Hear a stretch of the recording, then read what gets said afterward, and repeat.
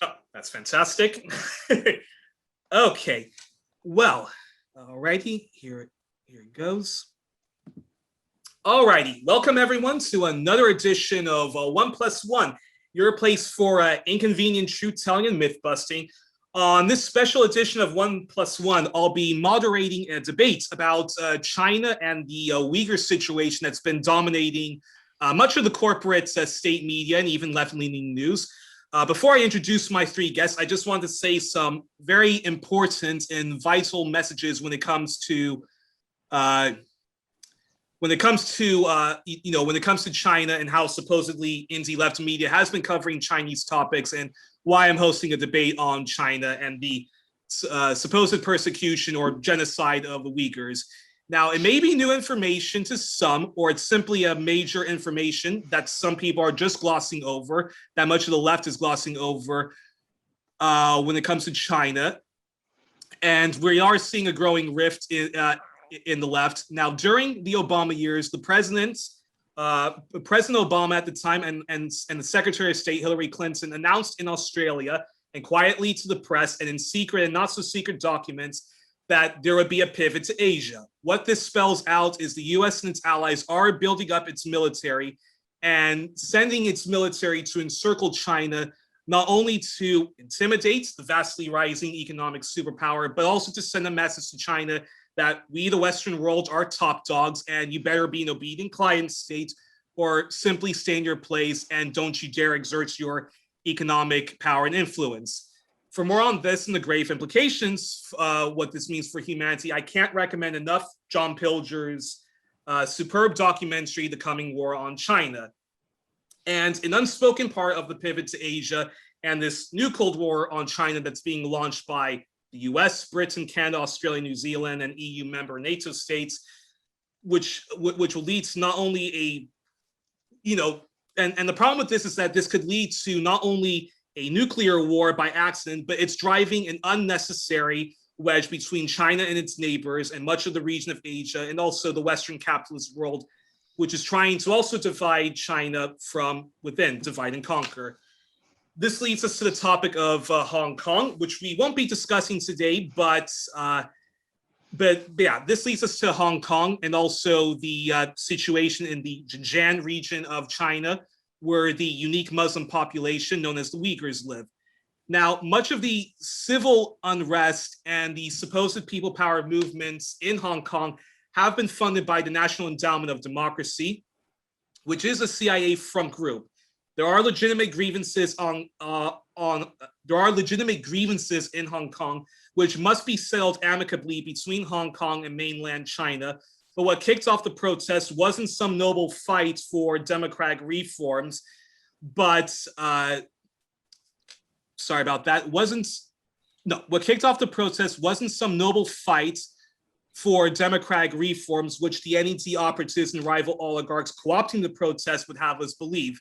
But what kicked off the protest was an extradition bill in which a man who murdered his pregnant wife found refuge in China, and due to the one country, two systems policy that the West is demanding that China remain, China is simply unable to extradite this criminal and other nefarious crooks exploiting the system.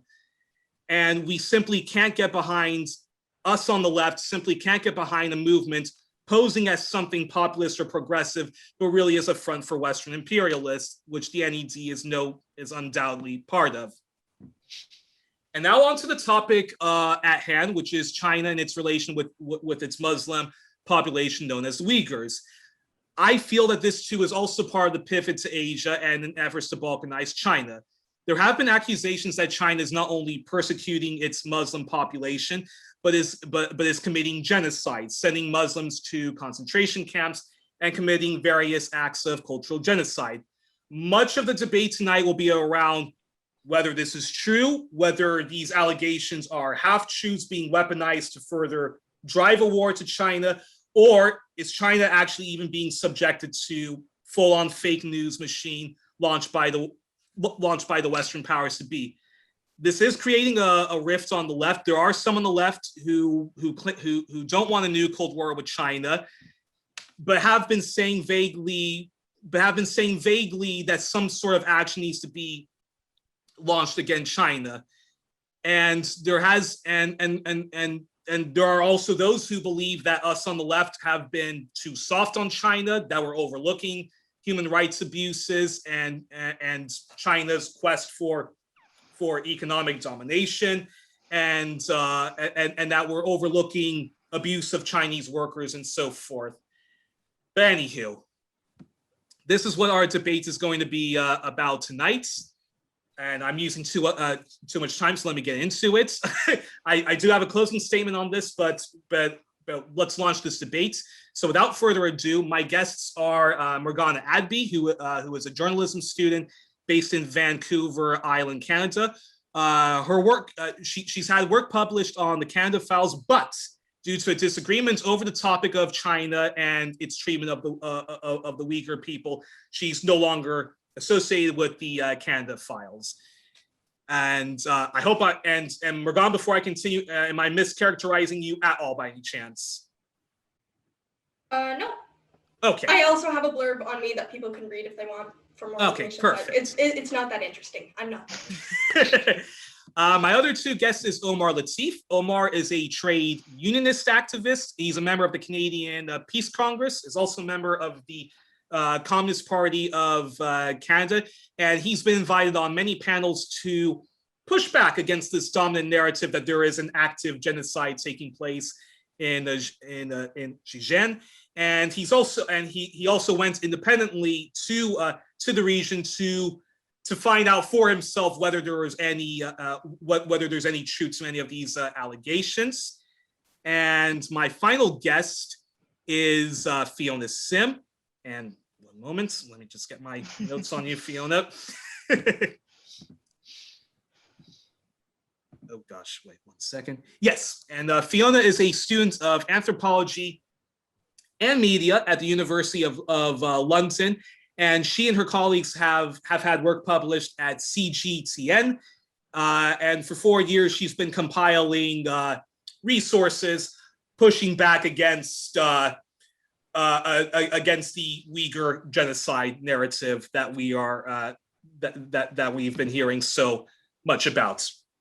So, Morgana, this is actually your idea to have this debate. So I'm gonna I'm gonna let you kick it all off. So yeah, so use your 15 minutes and present what it is. Sure. All right, so first I briefly want to go over where I'm coming from here today.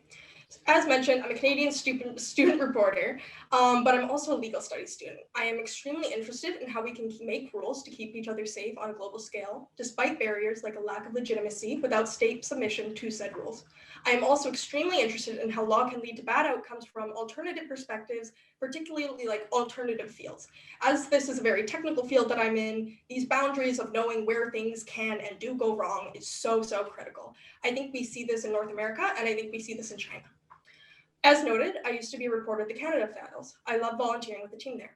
I grew a lot, and I had a lot of opportunities fall into my lap that I never have without Aidan Jonah. And for that reason, I have to continue exerting a lot of respect to him, despite the fact that I am extremely, actually, I would say, distressed with the rapid depletion of journalism ethics that I observed while at TCF.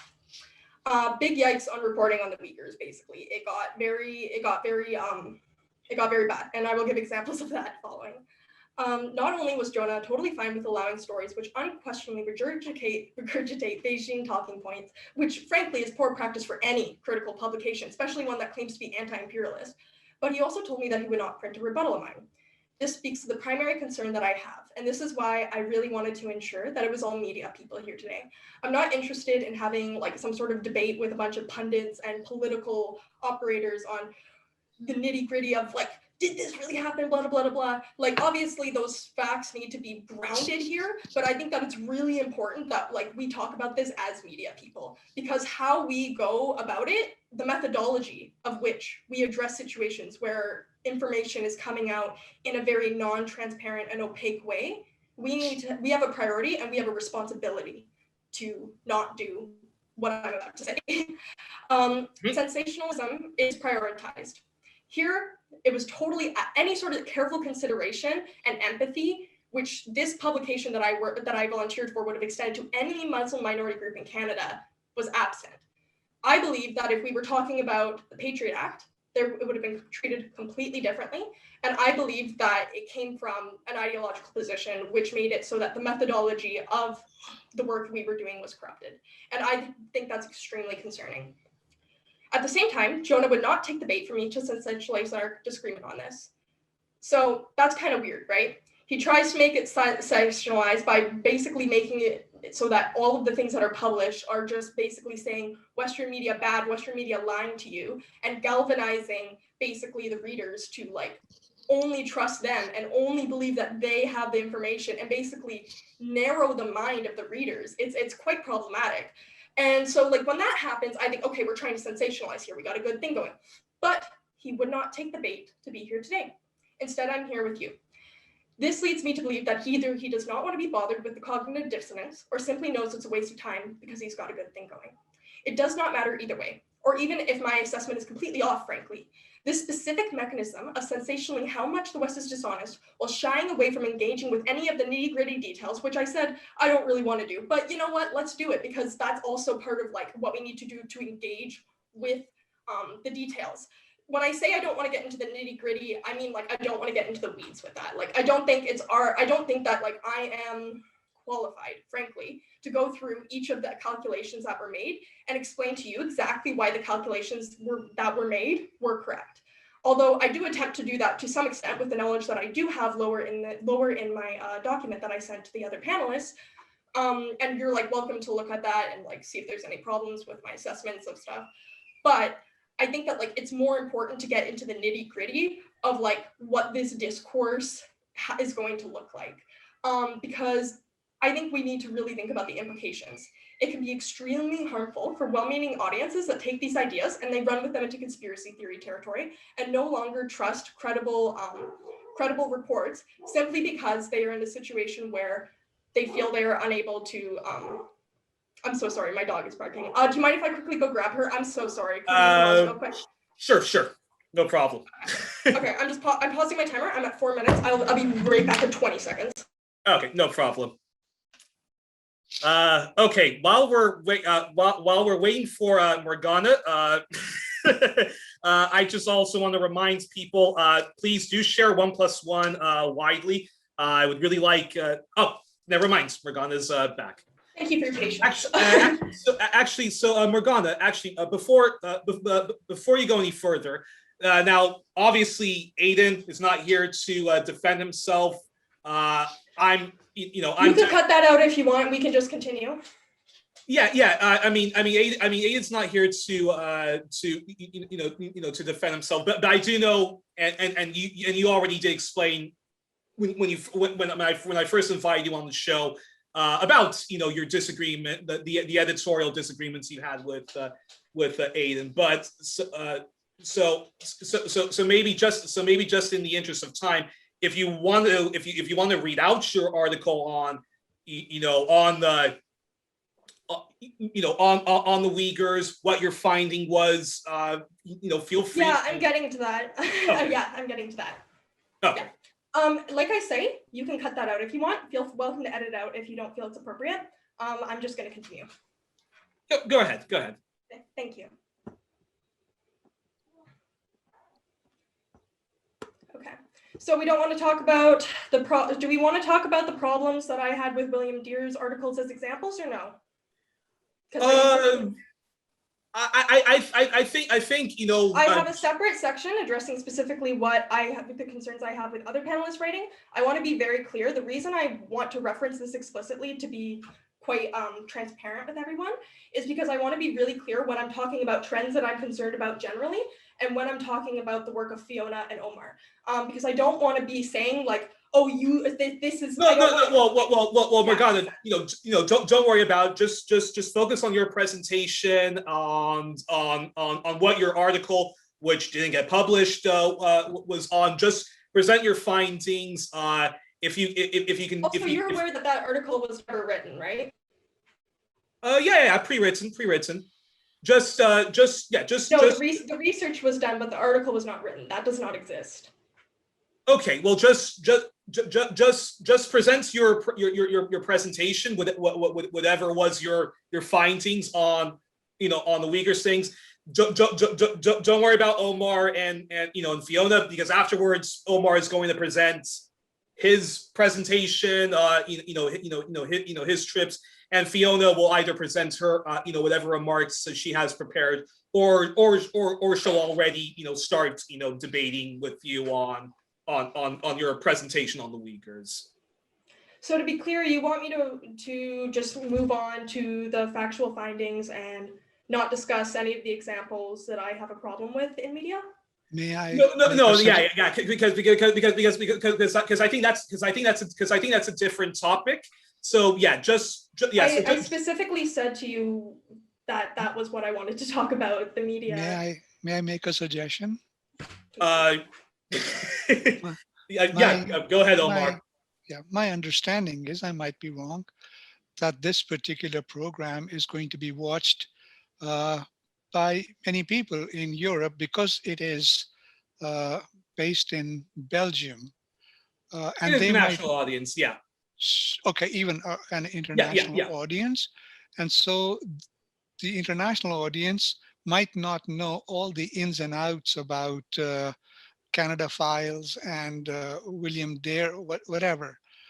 My suggestion would be that you present your views, your findings about the Uyghurs, and then when you have to refer to the Canada Files or to other people, make that reference. Why not? That's fair. But I would urge you to speak to the Uyghur question rather than. Yeah, because I think if we talk about the whole issues with, I don't know. I thought the 15 minutes opening statement was mine to do as I please. So my apologies for the confusion. I'm going to skip down to the part and just continue if that's okay. To the part where we get to the other topics, because I understand that we don't want to go into these. Because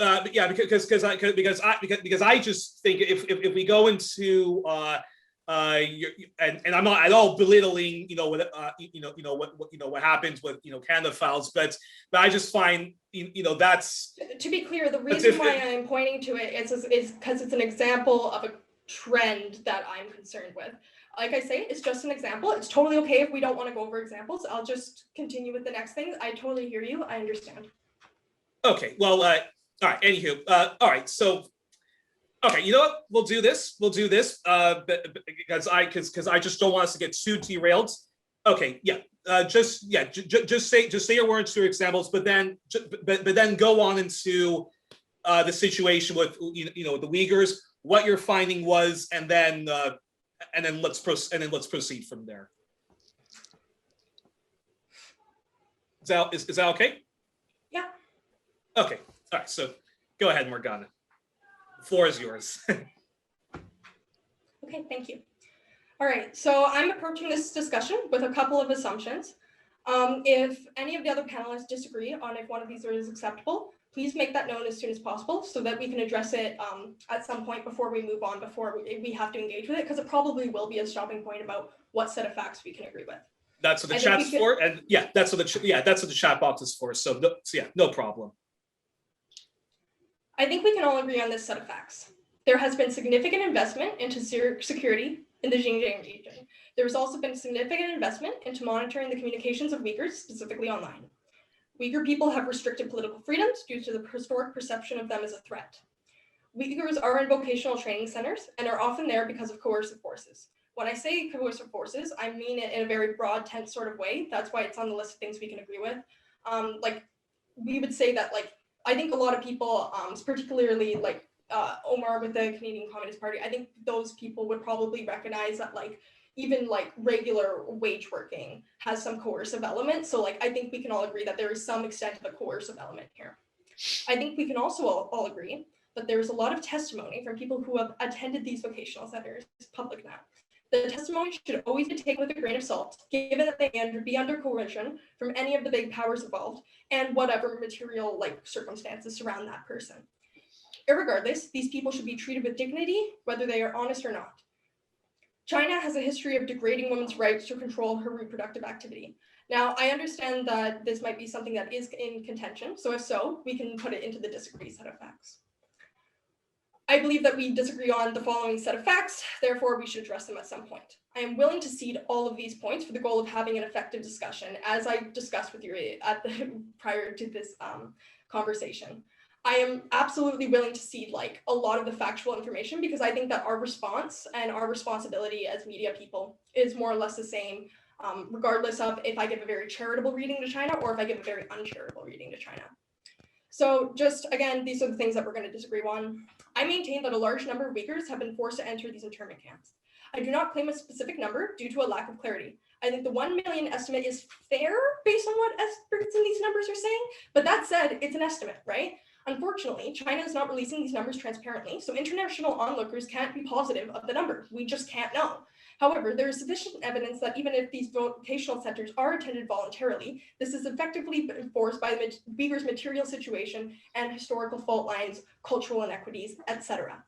At the most charitable to China, these centers mirror residential schools in Canada, which to our international audience, I'm happy to go over very specifically because this is a perfect analogy and it's very intuitive to people that I think are familiar with the horror of residential schools in Canada. I am deeply concerned with credible claims that there is forced labor and the circumstantial evidence around these claims as well. A lot of times people try and frame it's just coming from one source, it's just coming from Adrian's end, or it's just coming from this. But the thing is, there's been a lot of Actually, Morgana, 1 second. I'm sorry to do this. I'm sorry to interrupt you, but it's not because I want to. It's just I've gotten this strange pop-up. Running out of time, we've removed the 40-minute time limit on your group meeting. Has anyone else gotten this message or? No, the only message I got was that the initiator has upgraded the program. I don't know about Morgana and. Okay. Oh my gosh, Morgana, so sorry about that. I was afraid that's okay. You know what? Okay, I'm gonna do this. I'm gonna press stop recording for right now. I'm gonna press stop recording for right now. 1 second. So. Okay, folks, welcome back to 1+1, your place for inconvenient truth-telling and myth-busting. Very sorry about that, but there was some hiccups and some confusions that was happening on my end.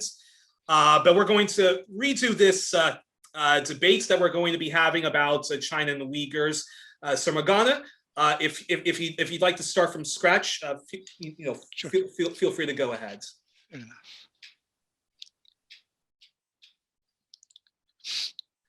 You're muted right now. Thank you. Yeah. All right. So today, I just want to start off with my assumptions going into this discussion. I'm assuming that we can agree on one set of facts and disagree on another set of facts. For the set of facts that we disagree on, I'm very happy to cede all of those points on that list of set of facts. That's because I want to make sure we can have an effective discussion. I want to engage with people and meet them where they're at. I think that's the most important thing to do here today. And I think that the most important thing to do as well is to figure out how we should respond as media people, our rights and responsibilities, and basically our moral duty, etc. I think that can be discussed, not necessarily, even if I'm able to cede a certain amount of points and agree with your set of facts. That said, we can agree on the set of facts. 1, there has been significant investment into security in the Xijian region. There has also been significant investment into monitoring the communications of the Uighur people, specifically online communications through the use of apps, but other communication methods as well. Uighur people, 2, have restricted political freedoms due to the historic perception of them as a threat. I think we can all agree on that. Uyghurs are in vocational training centers and are often there because of coercive forces. I'm using coercive forces very broadly here, especially because of the audience here. I think that people will be very familiar with coercion through material means, for example, You need a job or else you starve. There's a lot of different reasons for why their coercion could be present. And there is some question about to what extent that coercion is present, like how severe it is. But we can all agree that some coercion is there. There's a lot of testimony from people who have attended these vocational centers. This testimony should always be taken with a grain of salt, given that they may be under coercion from any of the big powers involved. These people also should always be treated with dignity, honest or not, because we can assume that whatever reason they're being dishonest, if they assuming they are being dishonest, isn't a good one for them, frankly. China has a history of disregarding women's right to control her reproductive activity. That's another assumption. I assume that one might be up for contention. So if we disagree on that, I can add it to the lower set on the set of facts we disagree on. We disagree on the following set of facts. Therefore, we probably should address them, but I want to make it very clear I'm willing to cede all of these points because I want to have an effective discussion. But I will continue to maintain my position after this discussion is complete if I do not receive compelling proof, obviously. I maintain that a large number of Uyghurs have been forced to enter the internment camps. I do not claim to know a specific number due to the lack of clarity. I think the $1 million estimate is fair. Based on what experts on these numbers are saying and based on different fact checks that I've seen and different ways of breaking down the numbers that I've seen, and also a bit of my own knowledge about how we apply numbers. That said, it is still an estimate. Unfortunately, China is not releasing these numbers transparently, so international onlookers cannot be positive of the number. However, there is sufficient evidence that even if these vocational centers are attended voluntarily and in much smaller numbers than 1 million, this is effectively mirrors the genocide that happened against the Indigenous people, particularly when we reference the role of residential schools in Canada. I think that this is an analogy that works very salient, and I think that if you want to contest me on this, we're going to have a very productive discussion, because I think that a lot of people need to kind of put it through that settler colonial lens to understand why these camps could be extremely, extremely problematic. I am deeply concerned with credible claims that there's forced labor and the circumstantial evidence around these claims. So there are some credible claims that there's forced labor, but more often than not, we just have circumstantial evidence. A lot of time, the circumstantial evidence is dismissed by people that have some sort of incentive to, I guess, kind of play defense for China or make China look good. And I think that that's pretty problematic, because it's we actually do need to engage with that circumstantial evidence. Circumstantial evidence is often thrown around as oh, well, it's not credible because it's, courts don't use it like that. But the thing is, if you actually know anything about most common law legal systems, I can't speak to other ones, circumstantial evidence is very commonly used because oftentimes it's all you have, and we have to follow that circumstantial evidence and continue to investigate to verify whether it is accurate or inaccurate. I'm also extremely concerned for the gender treatment that women have been facing, where there's a lot of circumstantial evidence on that as well. I do not assume good faith from China or any state regarding ethnic minorities. I think we can all agree on that.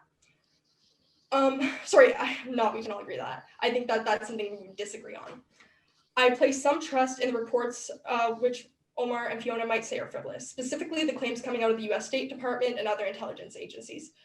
I look at intelligence agencies' reports as a red flag to investigate. It's not to say that they are completely accurate, but it's to say that when you get that information, it is still valuable information, and we need to apply it, and we need to continue to investigate, particularly when China does everything it can to control the information flow in response. Adrian Zenz, let's talk about him for a moment. He has been strawman to the point of poisoning the discourse. I do not have to like this guy. I do not have to like his politics to understand that his academic reports might have some value. This does not mean that it should all be taken at face value. It does not mean that there are no flaws in his report. Just that a lot of people try to make it seem like he claimed the most outrageously inaccurate things. I think this is most clear when reviewing the engagement between Zenz and Dr. Lin Thangfei. I'm so sorry if I mispronounced that name. I think this paragraph is very measured critique of the lack of engagement I had with the problem. And then there, I just cite a paragraph that Zenz did in response, where he basically says that hey, you're not really engaging with the actual text. You're focusing on critiquing the accuracy and context of the numbers I cite when we're not really talking about perfect numbers anyway, because it's less dangerous to the Chinese state because numbers are only meaningful in context. I agree with that point. For a great example of some misrepresentation of Zenz that I've seen is that a lot of times people assert that he said that 80% of IUDs inserted, period, were in this region. But in fact, what he's looked at the net insertions in Xijian compared with the net insertions across the country. That means that the IUDs which were taken out were subtracted from the total. He found that 80% of the net IUDs were inserted into women in the Xinjiang region during the set period. He did not claim that 80% of Uighur women were forced to receiving an IUD, nor that 80% of gross insertions took place in Xinjiang. I recommend that people actually read the report because even with charitable assumptions, the evidence does not look good when placed in the context of circumstantial evidence coming out of the AP, Vice, etc. And lastly, the last thing that I think we're going to disagree on is that there are significant inequities in how Uyghurs are treated by the legal system. This is not a shock. No legal system gets this right. But what is shocking is the brazen and unapologetic nature of it, as there are reports that detained Uyghurs were asked to pick a crime that they were there for. Frankly, it's just very brazen. Wait, Morgana, can you repeat that again? Can you repeat that again about the Chinese legal system against the Uyghurs? I didn't catch that. There are reports that, and these are obviously anecdotal, so this isn't saying that this happened to everyone or something like that, but there are reports, circumstantial evidence, that detained Uyghurs were asked to pick a crime that they were there for. Just pick a crime.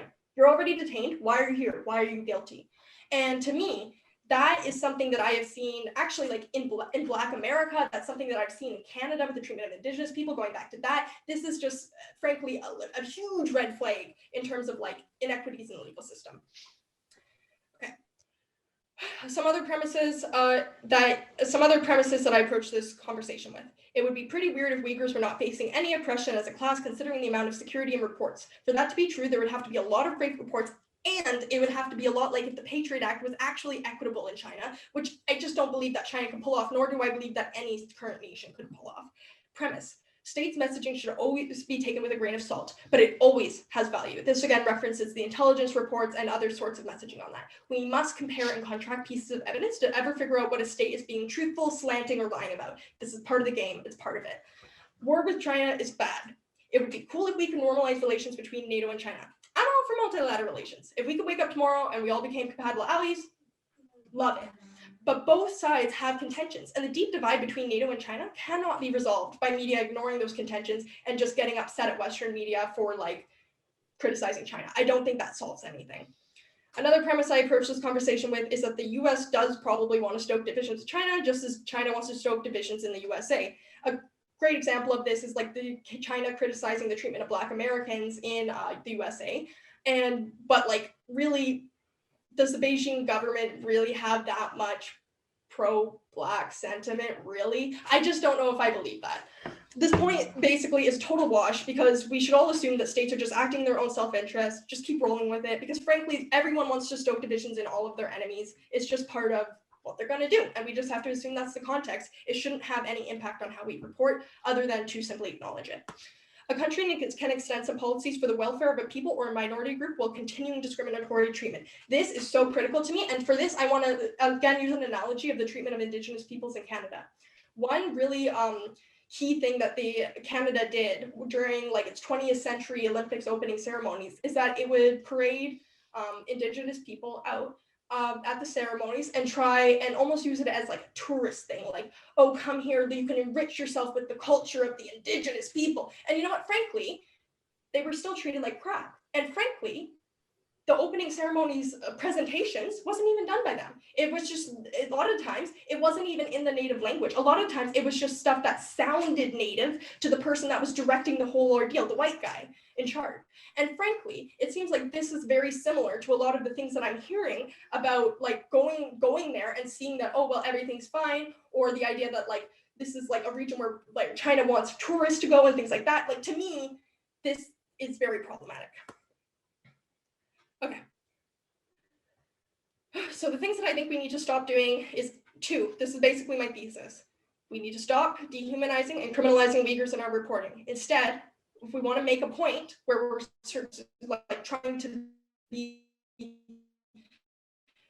we can say there are significant concerns in the region due to historical fault lines.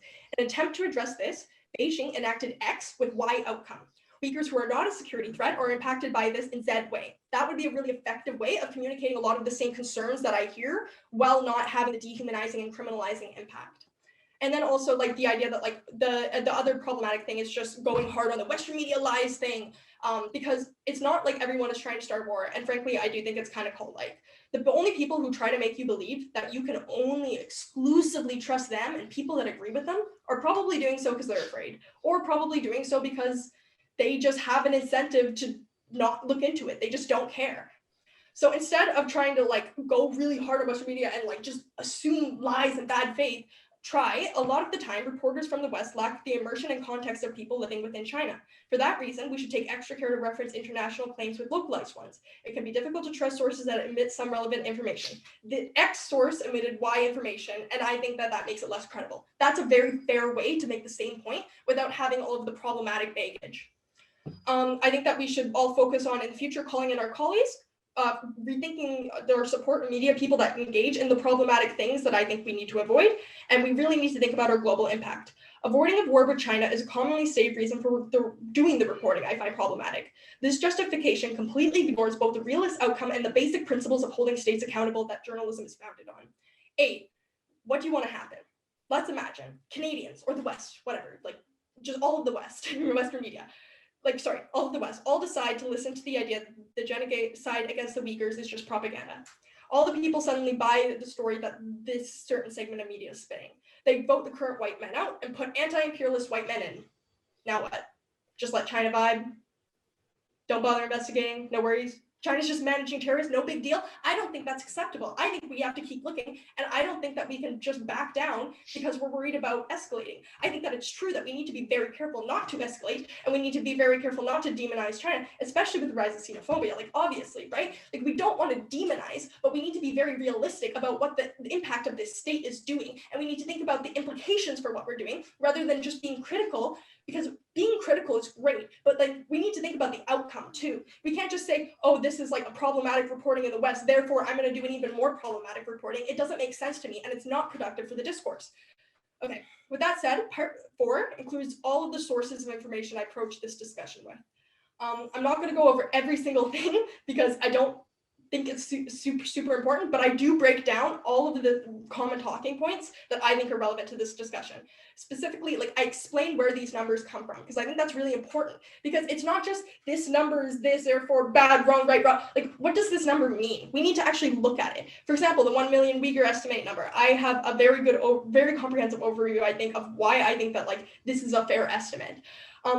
While the Gray Zone published pieces is debunking it, it really just seems like the author doesn't understand how this type of data has to be taken. They debunked the whole piece about like the 1 million because they said, oh, only 8 people were interviewed by the China human rights defenders.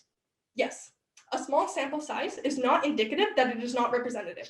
If this is all people from different villages, 8 different villages, mind you, and they're able to like get an accurate assessment of how many people are in the camps, you are able to make accurate estimates. And to anybody that doesn't understand this, just please email me. I'll send you my quantitative literacy homework from last term. Because frankly, you were able to get a representative sample. Things are going to go well. And then like lastly, I only have like 1 second left. I only have 10 seconds left. So lastly, I just want to go like into the fact that like, yes, the data isn't perfect. It's an estimate, yes. But I don't think we have a better way of getting numbers than these estimates, because China isn't speaking up. No one's speaking up, and we just don't have better numbers. So if anybody has a better estimate that's actually accurate and fair and like checked by like lots of sources, let me know. I'd love to see it. Okay, wow, that was quite an opening. Alrighty. Omar, now it's now it's your turn, and I know that I need to share my screen at times so that everybody can see your presentation. So, Omar, the floor is yours. Go right ahead. Sure. So I am originally from Pakistan. I have lived in Canada for about 40 odd years.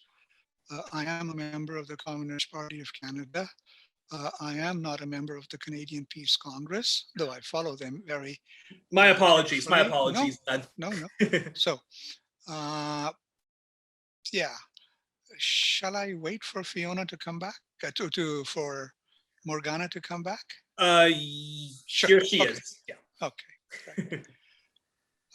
If you don't mind, Yuri, could you Yes. put up that picture of the uh, United States of Reagan with the Yeah, yeah, my pleasure. One second.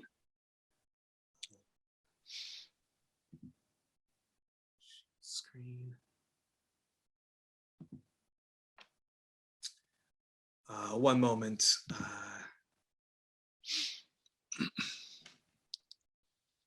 Oh no, come on, come on, come on. Hold on.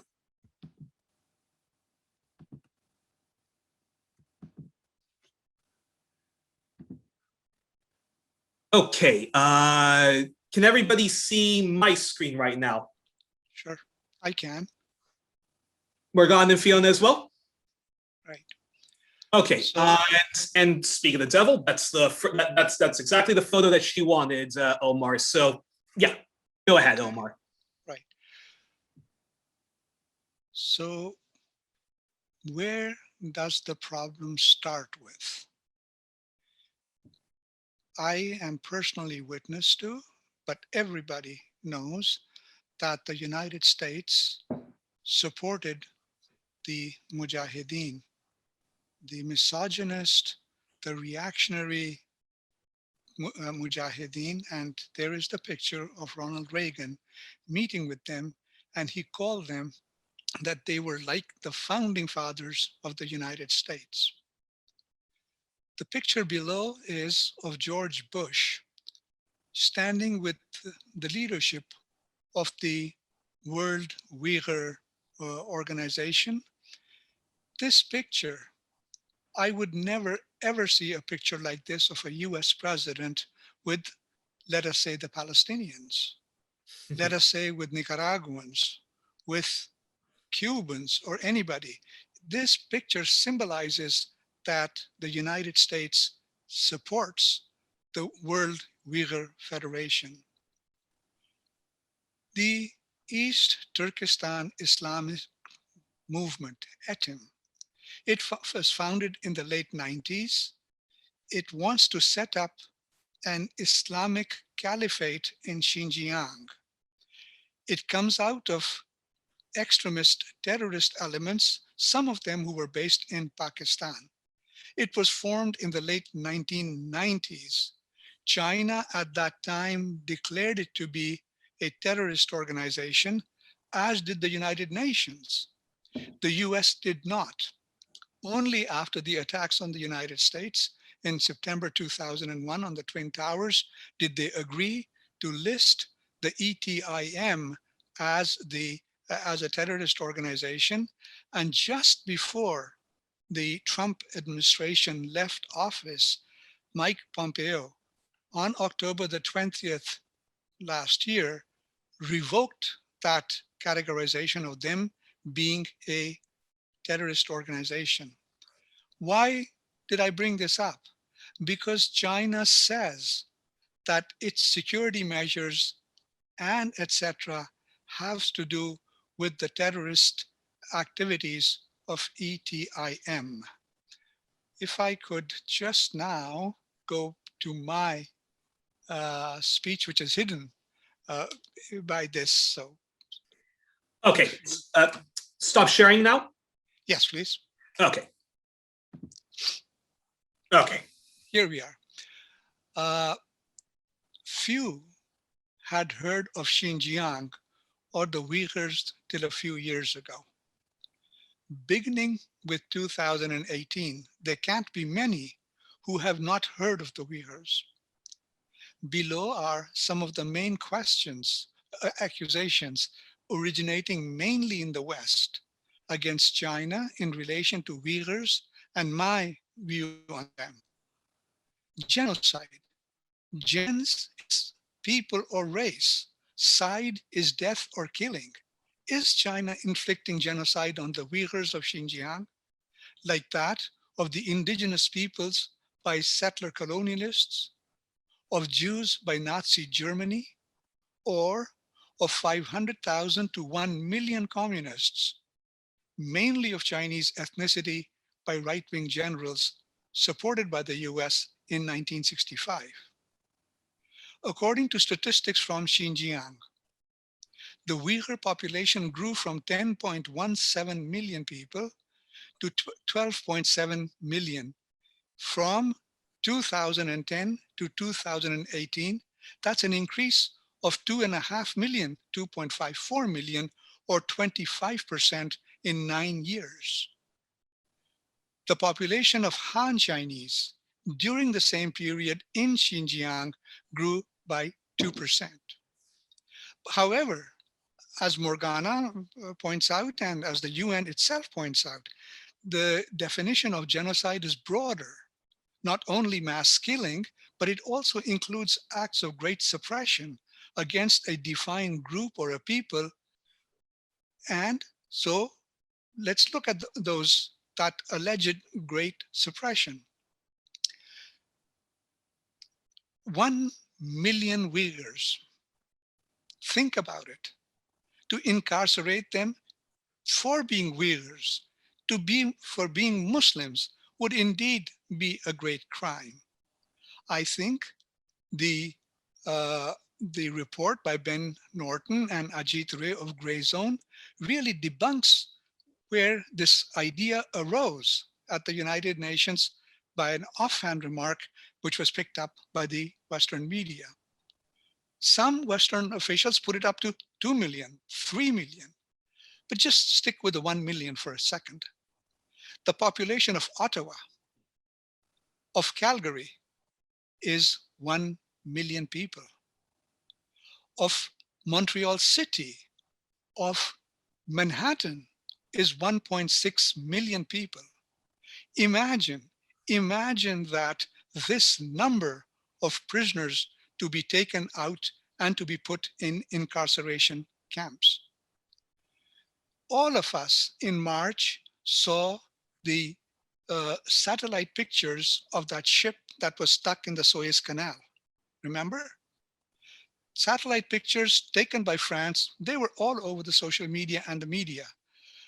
You can count the containers in the top row. Where are the satellite pictures from the United States, from Britain, and from other powers of these concentration camps? Supposedly from these satellite cameras, which can read a license plate on Earth. About the numbers, The Guardian from England, it's quite hostile to China, I think so. It did a cover story on the Uyghurs, and it was titled, "Our Souls Are Dead: How I Survived a Chinese Re-Education Camp for Uyghurs." It was written by Gulbahar Haitiwaj, and the cover was from January 12th, 2021. Never mind what she had said in a previous interview and what she was saying in this interview. But in this interview, and I'm quoting to you verbatim, thousands were sent to schools built almost overnight on the edge of desert settlements. These were known as transformation through re-education camps. She says she was in a re-education camp in 2018, and this is the figure she is using: thousands, not hundreds of thousands, not millions. And that is what China has been saying, that yes, we have been putting people, and this is the reason why, because they were extremists.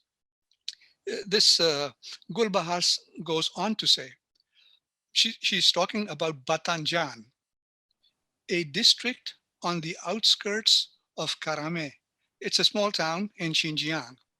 She says, Batanjan, a no man's land, is from which 3 buildings arose, each the size of an airport. Where are the satellite pictures of these 3 buildings? And then here she goes, 16 cell groups, each with 12 bunks, full up 200 detainees. 200 detainees in 3 buildings as large as airports. She is saying, you can look up the article. Imagine how many buildings would be required for 100,000 people, for 1 million people. I think it is complete fabrication. It is a fabrication like the Western governments and Western media, mass media made about Iraq having weapons of mass destruction, of Gaddafi, Muammar Gaddafi of Libya, distributing Viagra to his soldiers so that they could go on raping sprees, that Muammar Gaddafi was imminently about to massacre several hundred thousands in Benghazi. These are that kind of claims about 1 million, 2 million, 3 million Uyghurs. This population, this genocide business, right? Why? Uyghurs and other national minorities were exempt from China's one-child policy, which it put in place from 1978 to 2017. For 40 years, Uyghurs, other national minorities, could have as many children as they wanted to. Han Chinese, if they did it, they were fined very, very heavily. Why would China now forcibly try to reduce the Uyghur birth rate by forced sterilization yet? Especially since the 12 million Uyghurs are only 0.8% of China's population of 1.4 billion people. But Morgana has a point. The birth rate of Uyghurs has gone down. Through forced sterilization? No. For the same reason that birth rates have gone down in other places. Women, having gotten better educated and better jobs, they now are controlling their bodies more and more. Parents, because of pensions, because of urbanization, because of the safety net, they don't want as many children as before, so they are limiting families. Then the lessening of patriarchal controls over women and their increased freedom for women to practice birth control, including IUDs, even abortions, which are frowned upon in Xinjiang, but that is the reason why it has happened in Xinjiang, it has happened in Karachi, Pakistan, it is happening in Cairo, Egypt. The lowering of the birth rate by urbanized, educated, middle-class women. India and Pakistan and China are virtually the same population. China was far, far backward than India in 1949. Socioeconomically, if they are oppressing the Uyghurs, look at them. China, the per capita GDP of Xinjiang is $18,000 in 2018, 2019. India's GDP, it's 1/3, 6,700. Pakistan's is 5,860. Bangladesh is only 4,700. Economic development and growth in China certainly started from the eastern seaboard, moved to the center, and was the last in coming to the west. So there is a gap.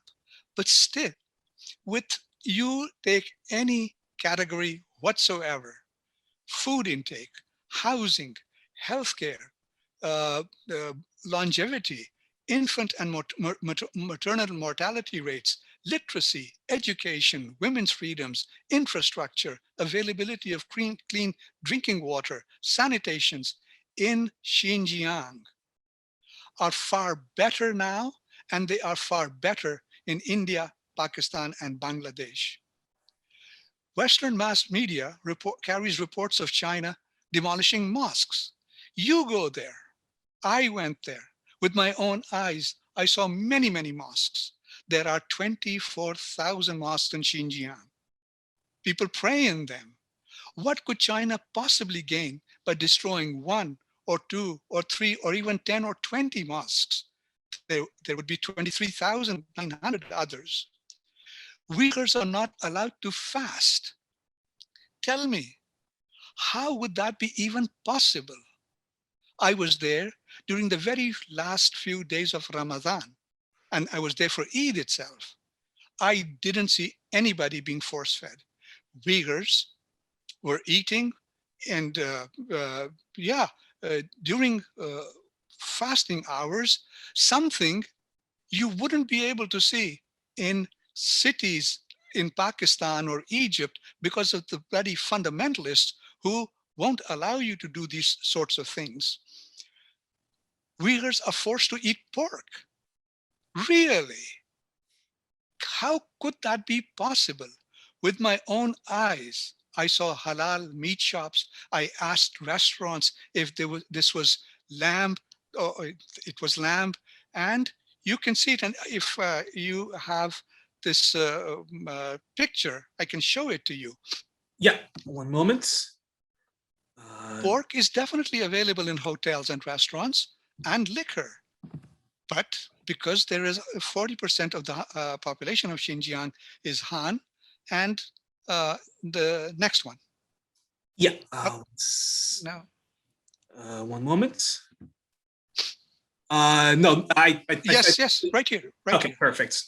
So Han, Uyghurs, women are not allowed to carry on their religious traditions. Women, this was outside in a small town, they and many, many other places you will see the scarf women wearing, usually older women. Here is in Ramadan, the very last or the second last day of Ramadan, people are eating here. It's a kiosk and many other kiosks outside the Eid mosque, and they're eating, no problem whatsoever. And these are the halal meat shops with lambs or other carcasses. This is, again, a fabrication that Uyghurs are not allowed to practice their religion. There are 30, 40, 50 million other Muslims in China. I've been to the mosque in Beijing. I've been to the Grand Mosque in Xijian. I've been to the Muslim Quarter in Xijian. And really, this is, I can't believe this. Could you please remove this? Yeah.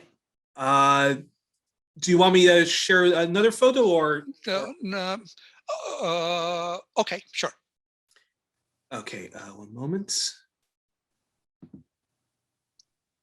Oh, yeah. Sure.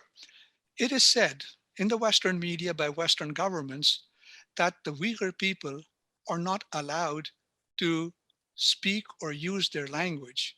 First thing I saw when I got from the train station to the hotel, the taxi, it's in Mandarin and in Uyghur, which I can read because it is the Arabic alphabet, although I can't understand it.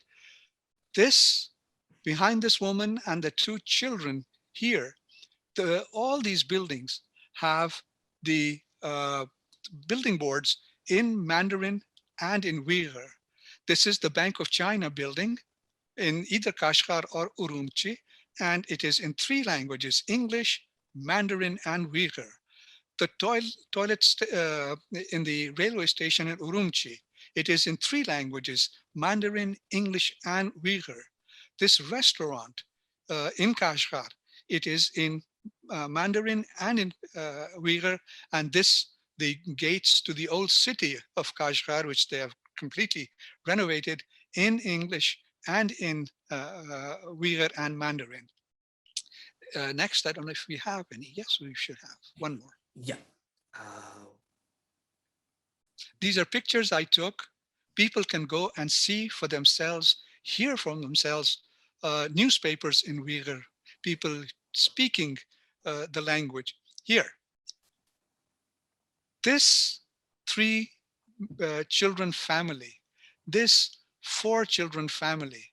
I have been to China twice, for 7 weeks in 2013 and 14, and now I was in Beijing for a week, and you will never, ever find, or okay, rarely will you ever find a large family in of the Han people, but in Xinjiang, it was a common sight.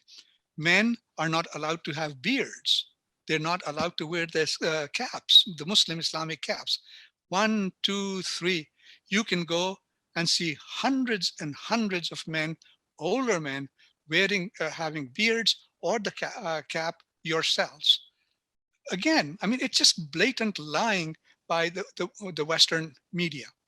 Okay, now we can take them now. And I'll be quick. I'll be finished soon. All right.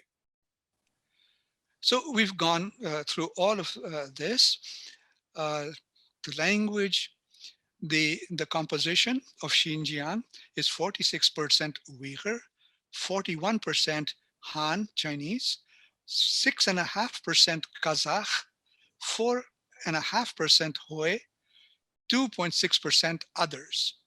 And there is really a difference that I could see, maybe I'm generalizing it, that Uyghurs were living in separate areas and they were more rural, and the Han were mainly in Chinese and more urban. True. That was one difference that I did see. Uh, Security was much tighter in Kashgar and Urumqi than in other cities that I have visited in China. For instance, in other cities, in most places, you have the metal detectors at airports or railway stations. But in Xinjiang, you had those, but you also had them at hotel entrances and in many business entrances. I never used any, but they are there and people go through them. Cars entering gas stations were checked for explosives. And you can just imagine if a car blew up a gas station. This was not common in Beijing, Shanghai, Xi'an, or Nanjing, or whatever. Travel within, police presence was quite visible, especially in high tourist areas. Travel within Kashgar and Urumqi, I did it by foot, by taxi, by public transportation. At least I found it unhindered.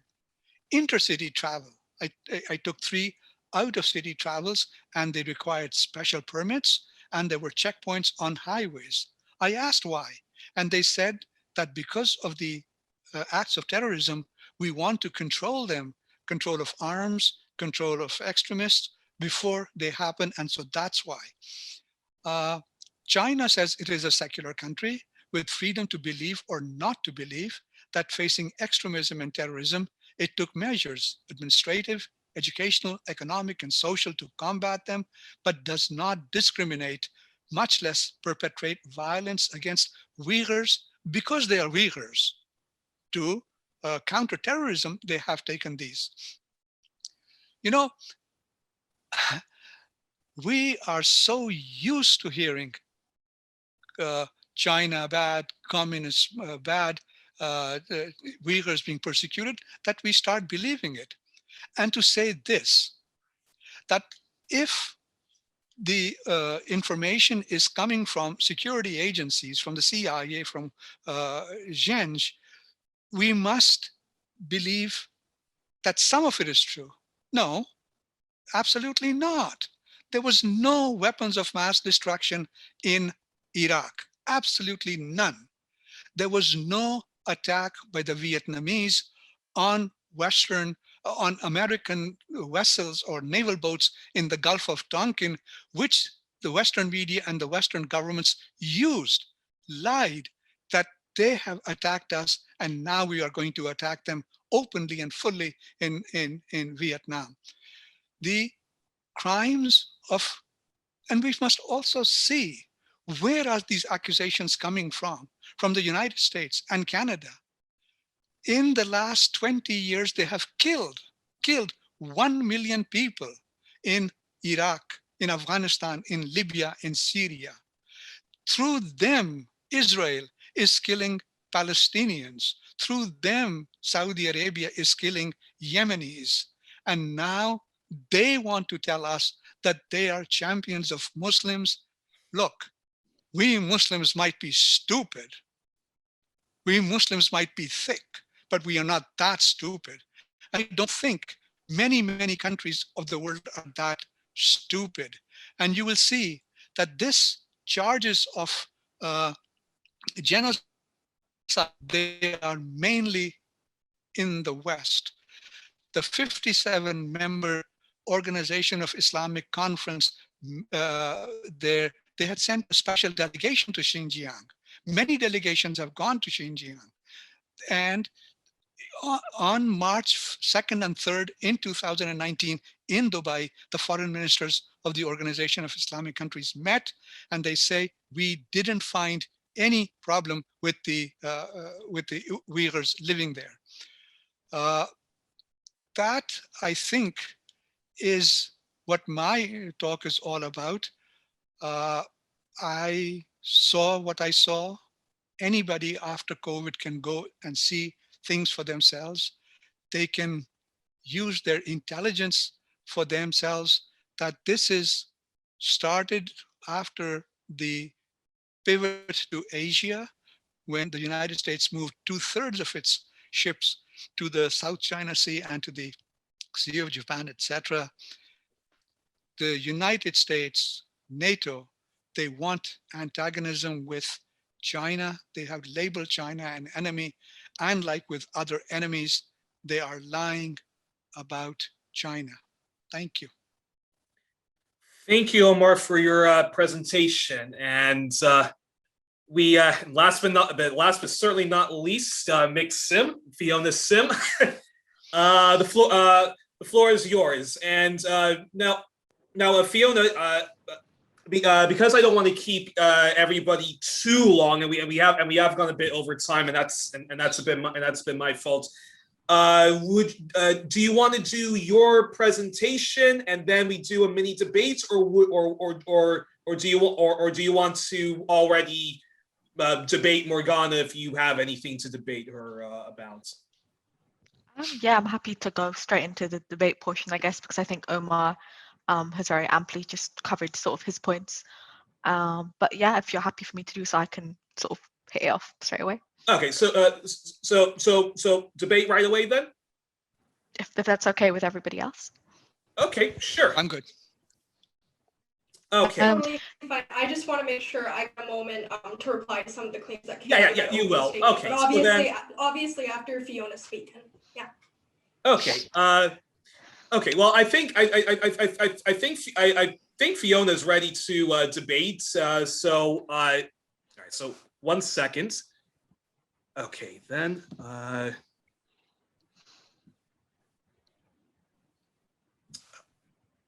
Moments.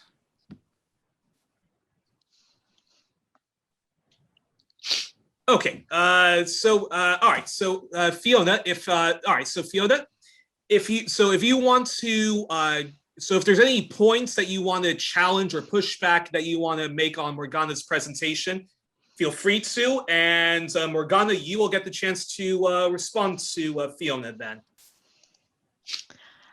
So yeah, I think the first thing I wanted to hit on, really, just as a general point, was that we really need to, I don't know if any of you are familiar with the work of Edward Said, most famously his book Orientalism. It's a very chunky book.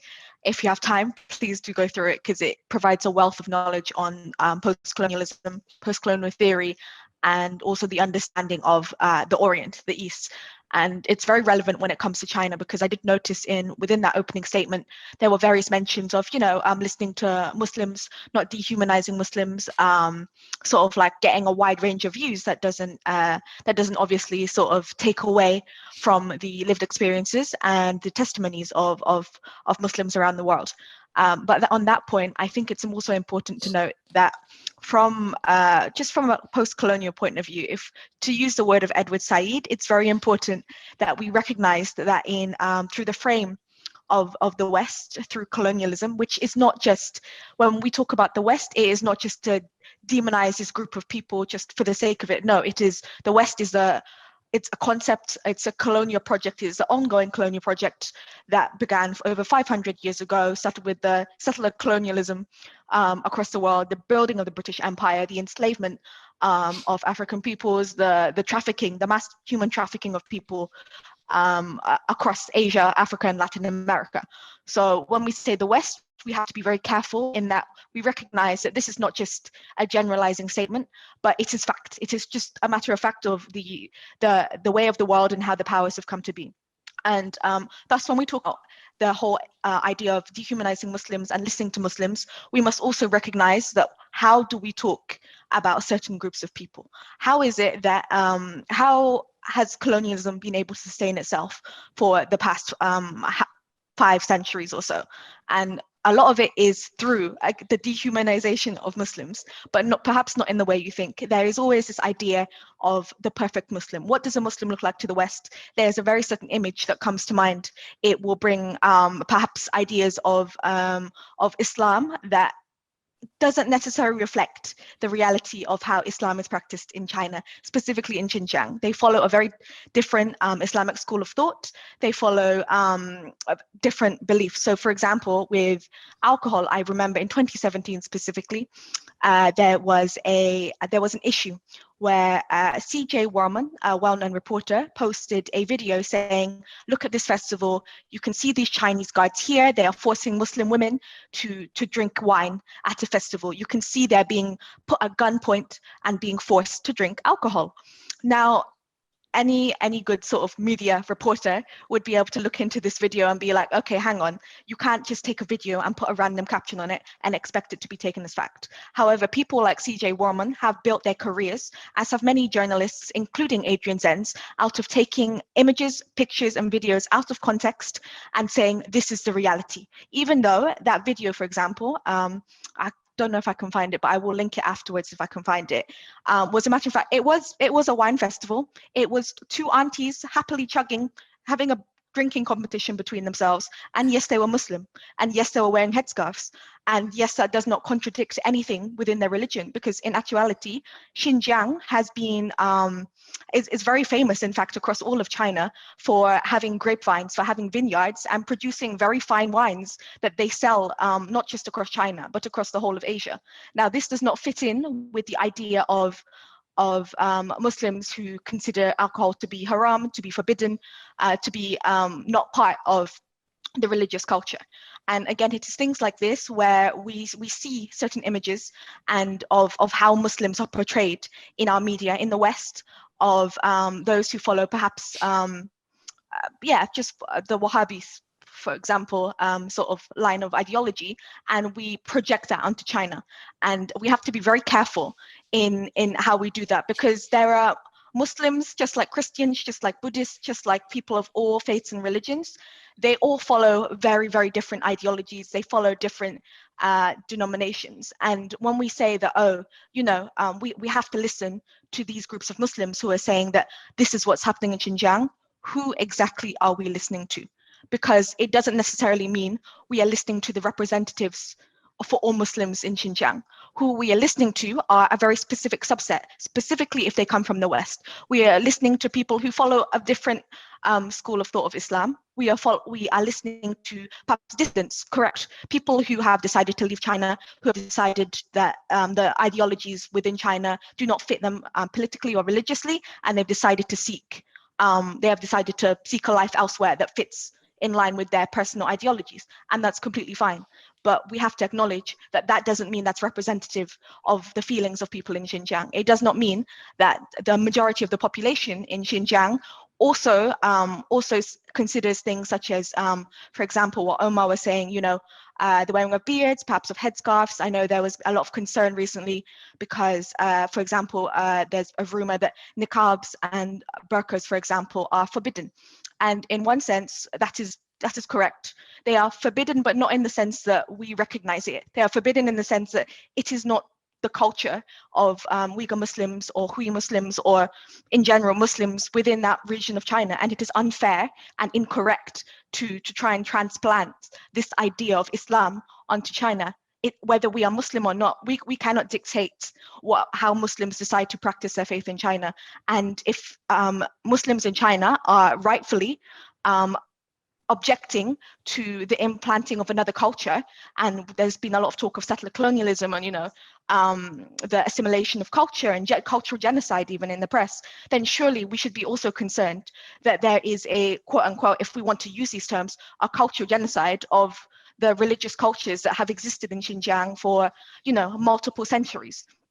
And this is where the concern comes in. It's that with groups like the East Turkestan Islamic movement, ETIP, with influences of even Al-Qaeda and ISIS in the area, there are different ideologies all at conflict here. They are all at play, but it does not mean that the loudest one is necessarily the correct one. It is the one that most Muslims in Xinjiang are the adherents of, which is why I would also stress that there was a mention of, Beijing talking points, that coercion is an issue when it comes to taking the testimonies of people within China. We have to take them with a grain of salt. Obviously, correct, we don't know what the forces are at play, but again, we can say that with absolutely any form of media. And it doesn't mean that with the China example specifically, there is this misconception that state-funded media is somehow special or different in China, and it means someone has a gun to your head and tells you, if you don't do this, the Communist Party of China will come and kill you. No, it's like the BBC is a state-funded broadcaster. ABC is a state-funded broadcaster, maybe in a slightly different way to how we recognize it in the West, but in actuality, public-funded broadcaster is no different to a state-funded broadcaster. It just means that the amount of money, the funding comes from certain places. And I would even argue that networks such as CGTN, they take on a very liberal approach in comparison to Chinese state media. And even in their interviews with citizens of Xinjiang, they take on a very laissez-faire approach, in the sense that, I don't know if you've watched any of the interviews that, for example, Xijian has done with ambassadors from Pakistan, from Palestine, from Iraq even, but she doesn't put anything in anyone's mouths, like I have personally seen with the BBC when it comes to talking about West Asia. It is always, okay, this is what the West is saying. What do you think? There is no coercion as to say, oh, do you believe that the West is saying this wrong? Do you believe that China is right? No, it's, they're giving their own opinion. And through that, again, take it with a grain of salt, but through a lot of this reporting, we do see that citizens in Xinjiang, there's actually a series by another Chinese state media, shall we say, I think it is Xinhua News, and they have a series called Xinjiang, My Home, and it literally just follows the lives of dozens and dozens of people within Xinjiang, just whatever they do, their job. Some of them were in vocation centers, some of them didn't. Some of them have had a very hard time living in poverty. Some of them are now business entrepreneurs. There's a very vast range of voices out there. So it does lead me to sort of question this whole Beijing talking points. What do we mean by that? Do we think that all of China, that all Chinese people just have this one, are all brainwashed? And again, brainwashed, even that word comes from the CIA. Do we all think that they all follow the same line, that they're all living in such fear that, China has somehow got a stronghold of 1.4 billion people's minds, lives, livelihoods, to the point that every single person that says something about China is doing it under coercive forces that force them to take the China is good line. And yeah, I'm sorry, that was very long-winded, but I think there's just a lot of different elements to unpack, and I'm very sort of cautious that when we go into these sort of debates, discussions about China, about Muslims, that we don't fall into this trap of just reiterating a lot of colonial rhetorics that has sustained colonialism for the past however many centuries. But yeah, no, thank you very much. Okay, actually, am I on mute right now or not? Okay, good. All right, Fiona, thank you for your presentation. So, all right, so can I just reply with these things, because I'm also going to need some clarifications from you, Fiona, as we go, because I want to make sure I'm interpreting you correctly. Okay. First off. Sorry. Okay. So all right. So yeah. So before we go further, Morgana, is there anything of Fiona's presentation and Omar's presentation that you would like to respond to? So yeah, first I'd love to respond to Fiona's questions, and then I'd like to pivot as well to Omar and Edward. Okay. Okay. You do that. Fiona will respond, and then we'll do that with Omar and then vice versa. So go right ahead. Okay, I appreciate that. All right. Firstly, what does Beijing talking points mean? Frankly, I hope you look at the examples in the document at the very beginning, because I make it extremely clear the things that I specifically have a problem with and the things that I specifically believe are reproductions of unquestionably reproducing Beijing talking points. So please reference that if you would like some examples, just to begin. Now I'm going to go point by point in order, just because I think that's easiest. I fully agree with Fiona when they say that we need to be aware of Orientalism. We definitely need to do that, and we definitely need to make sure that we're not doing the stupid white feminist thing where we go into an area where there's Muslims and we say you're doing women's rights wrong, or you're doing your fight for liberation wrong, and blah blah blah. Like, I'm not interested in that. I agree. Like, that's definitely a context that we need to be aware of. But I think that, like, as soon as we get to the point where we're talking about like the model minority myth, I think we see that this is something that is very prevalent in China, or like not necessarily very prevalent in China, because like I say, I'm a Canadian. I'm talking about the Canadian press more than anything, although obviously this has global implications. What we see in the Canadian press is that this model minority myth is invoked specifically when talking about the Uighur people. I apologize if I'm mispronouncing this, and I want you to respond to this point right away before we move on, because like I think that this is like a huge problem. For example, when William Deere says that like, hey, the Uighur people are like not extremists and they like do less, they're a little bit less Muslim-y, basically is what they said. Like, frankly, that was basically the bulk of what they were saying in this paragraph that I cite, and therefore they're not a threat, so that's why they're treated differently than the Uyghurs. Well, to me, I look at that and I say, well, then we're just doing the model minority myth, but for this, and we're saying that, well, the Uyghurs just aren't good enough of a minority, they're not good enough of a Muslim group for us to care about because there's extremists. And frankly, I think that that's not a productive approach. I would love for you to respond to that before I move to the next point. Yeah, I mean, just sort of head on. That's, yeah, I mean, that what William did, if that is what they said, and again, they don't have right now. They don't have a right to. Actually, sorry to interject, Morgana. Yeah. Who is this William Deere? Somebody that I used to work, somebody that's at the TCF, because that's just an example I wanted to use of like, again, the prompting event for why I was so concerned, because I saw things like that. And yeah, Fiona, if you just disagree with that, like, that's totally fine. I'm just happy we're on the same page there. So moving on then. Oh, no, sorry. I just wanted to, sorry, I didn't. Please, I always just, because William doesn't have a right to respond. So I just want to say that whatever I'm saying, this is taken, I don't know what he's actually said, but if that was what was said, then that is, that is incorrect, because you shouldn't. Did you read it? Did you read it? I've got it on my screen right now. But again, I can't verify this information right this second. But if this is what he said, then this is, it's imperialist propaganda never talks about a model minority myth. Again, I would hesitate from applying the model minority myth to China, because the model minority myth is very specific to the white supremacist project, and is about Asians in America, not Asians in China, because Uighur people, Uighur people, they are all Chinese. Like that. At the end of the day, I have many people within my family are also Hui and many other ethnicities. And I think this is a great misconception when talking about race and ethnicity within China. And it's very important that I state this, is that Han is not the equivalent to white.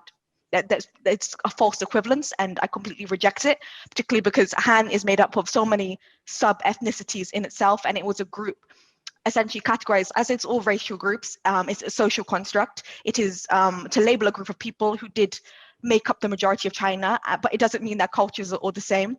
And in the same way, with the Uyghurs, with Hui people, with the Kazakh people, we shouldn't generalize when talking about them. And when discussing specifically the Uyghur situation, we have to specify why, if anything, why there is a focus on Uyghur Muslims, specifically in Xinjiang. And that goes into geopolitical elements of it, which I don't want to go into now because that will complicate things. But yeah, this is why it's very difficult when white people, especially white Americans, white Canadians, whatever, decide to talk about China and race, because your knowledge, sorry to generalize, is generally just incorrect and ahistorical.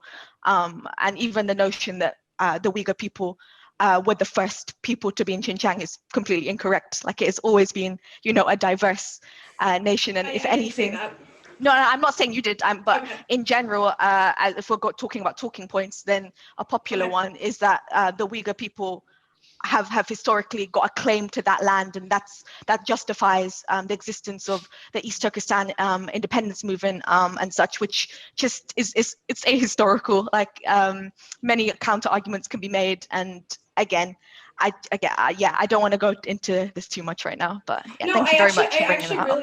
I really appreciate the way you describe the problem with saying model minority. It's more of a simplification than anything. Like, to be clear, when I say things like that and when I make those sorts of comparisons, it's because I'm trying to be able to, like, give some sort of context or analogy. But I appreciate, like, if there's ever anything like that where I'm making some sort of analogy where, like, there's some equivalency, for example, between Han people and white people, like, let me know. I do appreciate that, because obviously that can be improved. That could be more precise. But I do maintain at the same time that there is definitely, like, a problem there with how that was represented, necessarily in that example, but in other examples as well, I think, when we describe the Uyghurs as, like, particularly dangerous in general. And like, that's just something that's generally happening that I'm concerned about. You know, it's similar to, like, that's why I kind of talk about, like, the status of Black Americans and Indigenous Canadians as well, because, like, in general, like, when a person's body is criminalized, right? Like, I'm sure you know this better than me as an anthropology expert. Like, the bodies of people are criminalized. It becomes very difficult to, like, get anywhere because they're just permanently seen as a threat. And it's just, it's very problematic. And I think it's what we've seen as well with the Patriot Act, et cetera. Okay, well, Fiona, yeah, so, yeah, do respond.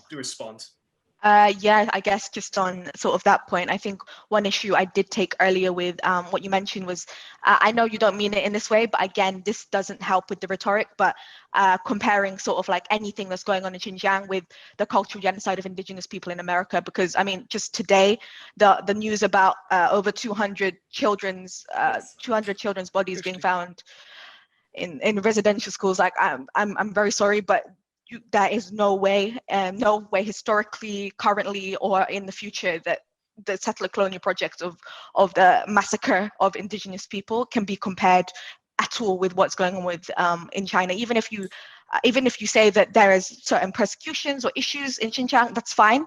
But again, do not make that equivalence, because the Chinese people have also undergone colonialism by the British state, by the Americas, and have been partitioned. And that is also where a lot of the issues with Xinjiang, Tibet, Taiwan, Hong Kong, Macau have all originated from. So, you know, whenever we're talking about these places, we also have to remember, why is it that for example, the Uyghur people are seen as a threat, not necessarily by the Chinese state, but also by the US, because we have to recognize that the Uyghur people have been targeted, and not just by the Chinese state. They have been targeted by all these groups, these extremist groups, shall we call them, these far-right groups, who have sought to indoctrinate them with a view that, you know, that you are living in poverty, you are being persecuted by the state, therefore you join us, we'll do something about that, we'll help you. But in reality, it's just the exploitation of an impoverished, marginalized group of people.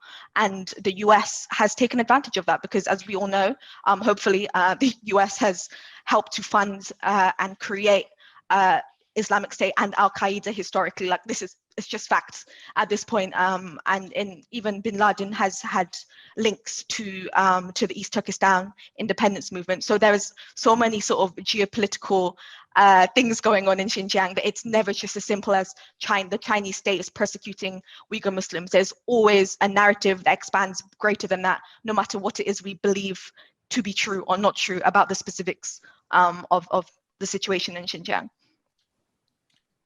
Okay, may I ask a pointed question? Of course. Do you think that things have to be equivalent to make a comparison? No, I just believe that it is not just unfair, but it is unjust and incorrect to make any sort of historical comparisons between colonized nations and colonizer nations. It does a disservice to the anti-imperialist, anti-colonial movements over the past few centuries. So I want to be clear, I'm very empathetic to that position, but at the same time, I think that would basically be limiting my ability to be expansive in how I think about things and how I compare and I contrast things and I understand things. That would be purposefully limiting myself so that I can make sure that I'm not reproducing some sort of colonial narrative by accident. I don't think that's not a risk I'm willing to take.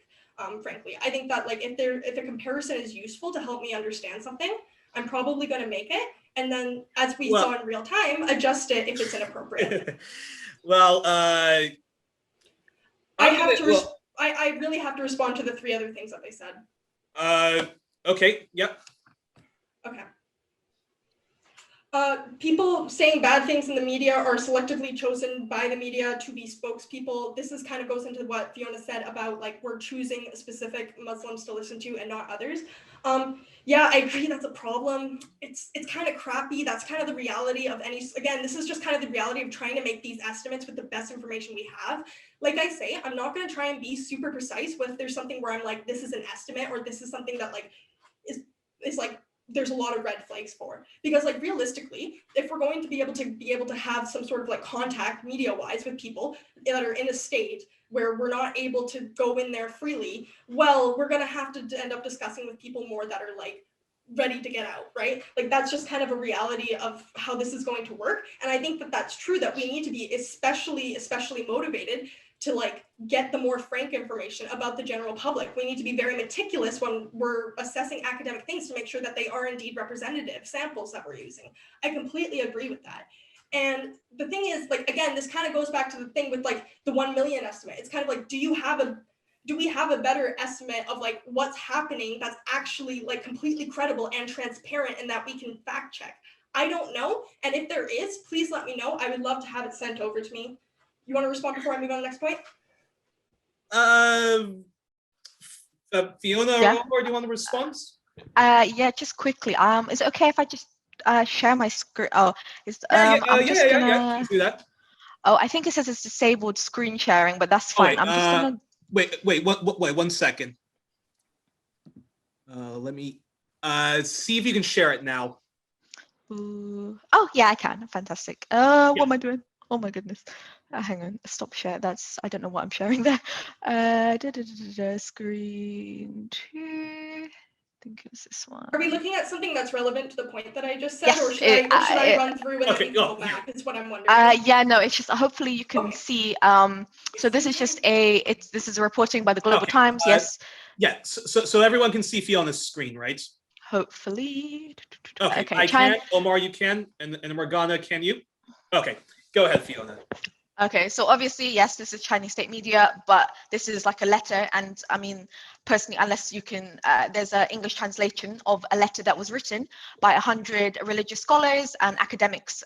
So majority of them would have been Muslim because that is the majority of the religious population there in China. And it's a very detailed letter specifically to Mike Pompeo about the representation of Muslims in Xinjiang. And again, I don't think this is something that can be very easily discounted in the same way that perhaps individual testimonies from individual persons, whether inside or outside of China, could be, because this is, prominent leaders within the communities who, if we're going to go by lived experience, we should be listening to, right? And they have all written this letter. I'll leave the links there so you can go and have a look at it yourselves, but it's signed by over 100 people.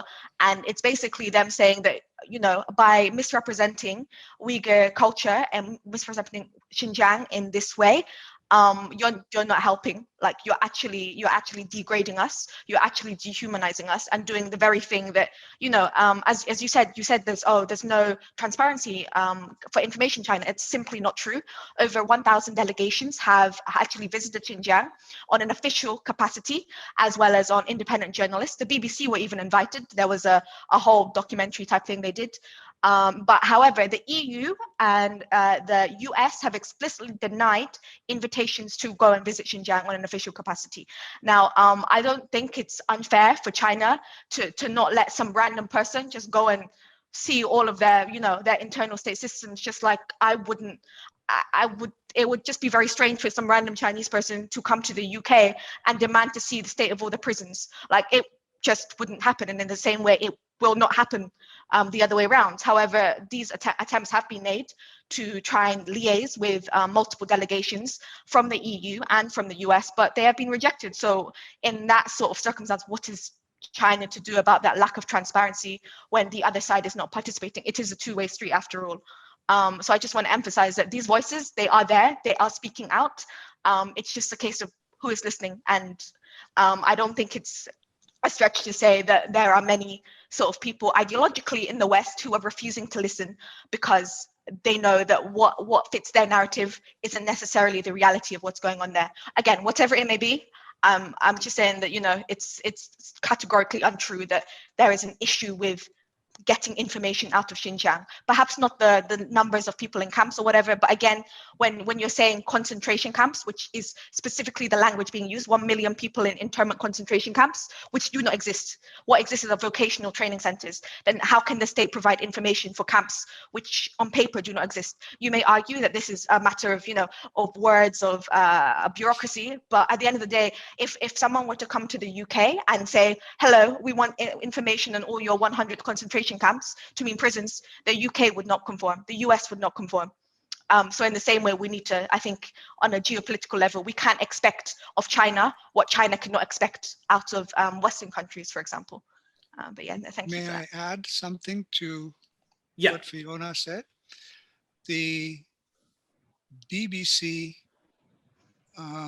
British Broadcasting Service Corporation, they actually did go into a vocational school. And you have to see that video. You really have to see that video. He is quite, the BBC reporter is quite hostile to China, but that doesn't matter. He was given access to one of the schools, one of these concentration camps, and you can see it is not a concentration camp by any means whatsoever. And the very last bit is fascinating. It's mind-blowing. What the BBC reporter does is that, because he said, oh no, there were minders and there were people and officials, so people couldn't, the prisoners couldn't tell us exactly what was going on. So they snuck back at about 5 o'clock, and it happened to be a Friday, to this prison. And what did he see? He saw all these prisoners loading up in buses and going home. Imagine a concentration camp where people go home for the weekends. You can see it, just Google it, BBC video on concentration camps or on re-education schools or whatever. The thing that China doesn't allow people to come and see. When I was in Xinjiang, in the same hotel, there was a French press agency. There were 4 or 5 of them who were there themselves. When I was there, the Chinese government invited EU ambassadors to come and see for themselves. From that day, May, June 2019 to this day, they haven't gone in.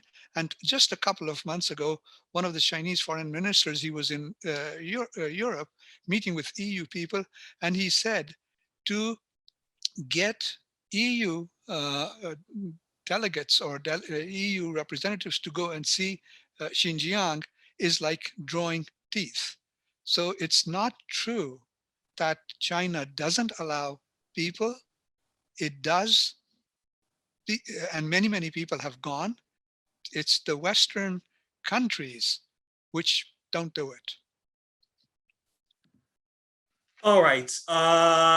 Morgana, do you want to respond to Omar before I ask my 2 questions that I want to put to you? I still need to get to 2 points that Fiona made that I still really need to respond to. If you want to give me a time limit of like 1 minute or something, I can make it work and respond to all 3, but I really have to, because I can't just engage with it.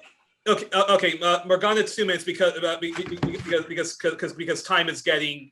2 minutes. We're going over time. We're going a bit too over long. So okay. So yeah. So firstly, on the idea that like, hey, Western people just like aren't like these Western people, like the European Commission and stuff just isn't going. The reason why is geopolitical. I'm not saying I agree with this. Like, I would rather they go anyway and gather the information. But the reason why is because they don't want to legitimize it, because there's this perception that like China is controlling the flow of information when people actually do go there, which I do believe to be accurate, considering the fact that we know that they do have some sort of control like over the flow of information. Like, it's very specific what is being shown and what isn't being shown. And I think that that's something that would probably happen if it was like a prison in the UK or if it was a prison in Canada as well. well.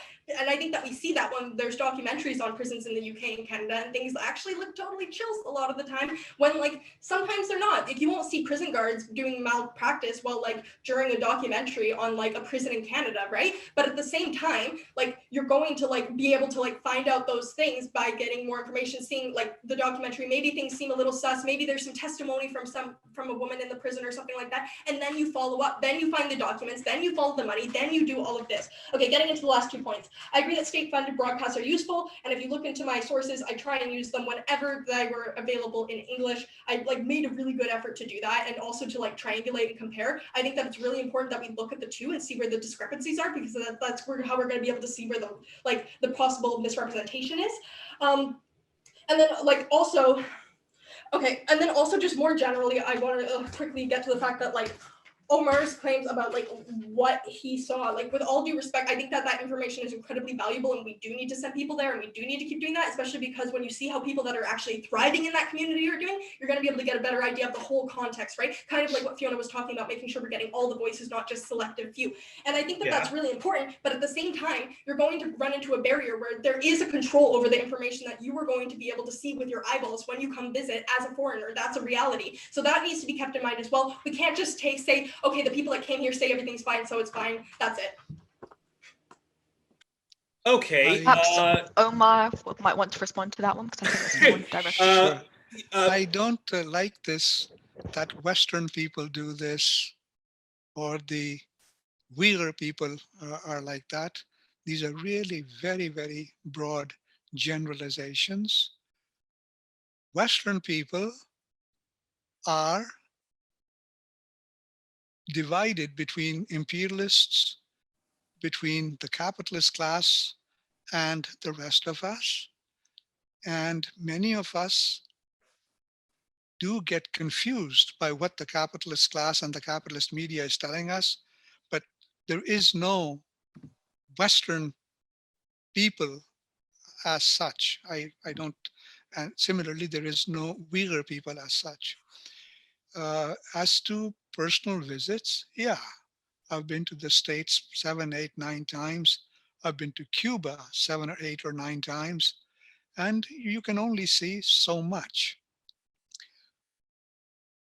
But what I'm saying is that to see people, women, Uighur people, Uighur women, families speaking the language publicly, this is not what the capitalist media is telling us.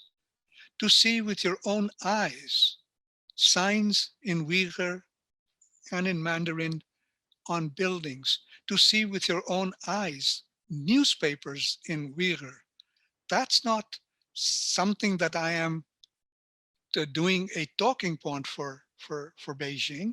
It is true. You can go and see for yourself and ask for yourself, is this halal? Is this not halal? Is this pork or is this not pork? And so I think to go and see for yourself is something important. It isn't the final word. I don't say it's the final word, but I think that this 1 million, you were arguing that, well, if not 1 million, what? Well, look, there is a qualitative difference between 1 million and 10,000 or 20,000 people. It's a huge, huge difference. If you look up that article that I was quoting from The Guardian magazine, she uses thousands. And I think that makes sense, that there would be thousands of people who were misled by the extremists of the Eastern Turkestan Islamic movement. And what else to do? Do you want to shoot them? No. As I told you, I'm from Pakistan, where we have had a huge problem with extremism and terrorism, where these religious madrasas, where these mosques are teaching people such nonsense, such misogynist stuff, such terrible stuff about other religious minorities. What are you going to do with them? You've got to economically empower them. You've got to have security measures. But above all, you've got to re-educate them that this is bullshit. This has no place in Islam. And so I think that's what's happening. And I say, not only in China, it should happen in Pakistan, it should happen in Indonesia, it should happen in India with Hindu supremacy going on. And so, yes, we need that. We need that, in fact, in the United States and Europe, where there is Islamophobia, where the churches are feeding into this stuff, that people need to be re-educated. Now, if I can interject, there's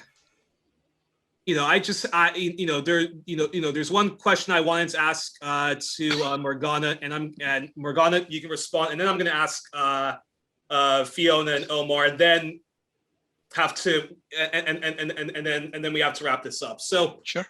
So that said, okay, so Morgana, so my big question is, was I not going to be able to rebut to Omar's points? I understand if we don't have time, but I want to confirm. I don't think we're going to have time to rebut everything, because then it becomes a 5-hour long. I didn't even get a chance to rebut because then it becomes a 5-hour long YouTube video, and nobody wants to watch my 5-hour long YouTube video. That's fine. Yeah. Okay. I just really wish I could have engaged with it then, because because I didn't really get to engage with the opening statement either. So I just hope people check out my document then for my rebuttal on those points. Don't worry about it. And if I can organize another debate, I'll try to do that. So, but my big question, Morgana, that I want to ask you is this. Now, it is fact that there is a pivot to Asia going on. That's what it's called. That the US, Canada, Britain, and its allies do want to keep China on a leash. They do want China to be a client state like Indonesia or the Philippines, and they simply do not want to accept the fact that China is going to be the economic powerhouse, and with that, China is going to use its business and its economic influence to try to exert, some kind of influence in the world, whether it's Latin America, Africa, and whatnot. And part of this pivot to Asia is the fact that the West is supporting the Hong Kong protests, which has mostly been funded to the teeth by the National Endowment of Democracy. That is the CIA front group and other corrupt NGOs and deep state actors. And as Omar, pointed out, the terrorism that's been going on in China, which is why there is so much surveillance, which people seem to be denouncing China about, is because that there is an extremist group. This is China's version of ISIS, China's version of the Mujahideen, which wants to have a backward caliphate Islamic state, and the West looking at where the World Uighur Congress gets their money from and so forth, it's all by the National Endowment of Democracy or other government state departments. And for me, once you know about the pivot to Asia, and once you know that in Hong Kong, these were the forces that, these were the Western forces which the West is doing to try to destabilize China, then if that same source, that same corrupt CIA source and other deep state sources is funding the World Uighur Congress and all these other Uyghur right groups that claim that there's a genocide going on, don't you basically have to discard the allegations that there's a genocide going on in China, because again, this is part of the of the pivot to Asia and the West's efforts to drive a wedge in China and so forth. No, I don't, and I'm increasingly frustrated with that narrative on 45 different levels, actually. Which is it? Okay. Are the communities extremists and backwards and having issues with extremism, or are they coming out of poverty and that's why the birth rates are falling? And if so, why are the birth rates falling in rural areas rather than urban areas, as we would expect as a sociological fact in all of the places that have industrialized rapidly, including in Asia, including in like North America, including in everywhere? I don't think that it's relevant. I don't think that it's relevant that. I didn't understand that. Sorry? I didn't understand what you were saying. Okay. Just the birth slowly. rates in rural areas in the Xijian province are dropping at a disproportionate level to that of the urban centers, which is very strange. We wouldn't normally see that. It's very strange, and we wouldn't normally see it. Well, if I can counter that, it's not very strange because China has been investing in its poor regions. China has been investing in its poor regions. It's I mean. Okay, to the extent that it is disproportionate, it doesn't make sense. And like I say, I'm willing to drop Zens. It's not just Zens. Yes. It is partially Zens, yes. But it's not. Am I going to be able to finish my answer to the question? Sorry, I just want to interrupt very quickly there, that because you say that it's disproportionate to all sort of like according to all statistics. That is very incredibly true, because last year, as of November 2020, China has eradicated all rural poverty. So that would be very much in line actually with regards to poverty alleviation, and where Xinjiang has actually been one of its core places where there have been the majority of poverty impoverished areas according to the poverty list have been in Xinjiang, have now been lifted out, which is where, Planned Parenthood, as we might call it in the States or wherever, is now available to rural women in China for free. So okay, yeah, I think that's a fair thing to point out. But the fact of the matter is, Omar's testimony, which I'm sure is other people's testimonies, but they're just not being heard, is that there is no state persecution of the Uyghurs. They do have the right to speak their language. They do have the right to I was going to respond to Omar's statement, but then you asked me a different question, which I was going to respond to instead, but now we're back to that. So this is kind of difficult for me to be working with right now. I'm going to be frank. But we're having a debate on. But in fairness to me, we are having a debate on China. I know you have the narrative that there is persecution going on of the Uyghur people, and many people are saying that there is a genocide going on of the Uyghur people. And the reason why there is, this is my opinion, but I would say this is also just fact, that there is this pivot to Asia going on, and the West is trying to drive a wedge between the Uyghur, between elements of the Uyghur population in Xinjiang, just like they're trying to do with Hong Kong, because this is all part of the pivot to Asia, in which the West wants China to just be an obedient client state like Indonesia, like the Philippines, and so forth. And I wanted Morgana to finish her point, and maybe she could add to her answer this question also. Why would China, the Chinese government, want to limit or reduce the population of Uyghurs? What's the logic? I'll be happy to get to that. Okay, Morgana, go ahead. So while it is true that poverty is, like, of course, associated with that. So like if the poverty reduction in rural areas is like minimized, there's still it still doesn't make sense though, because it would be disproportionate to the urban areas. So that's something I still can't quite square in my head, because typically urban areas there's going to be like, more dense population. It's just kind of like what happens. So like I would be curious to investigate that in the future and see why exactly that is, because just like a rural, it would just be a strange sociological observation, and I would love to look into it. Addressing specifically the idea of like, why would China want to limit the Uyghur population?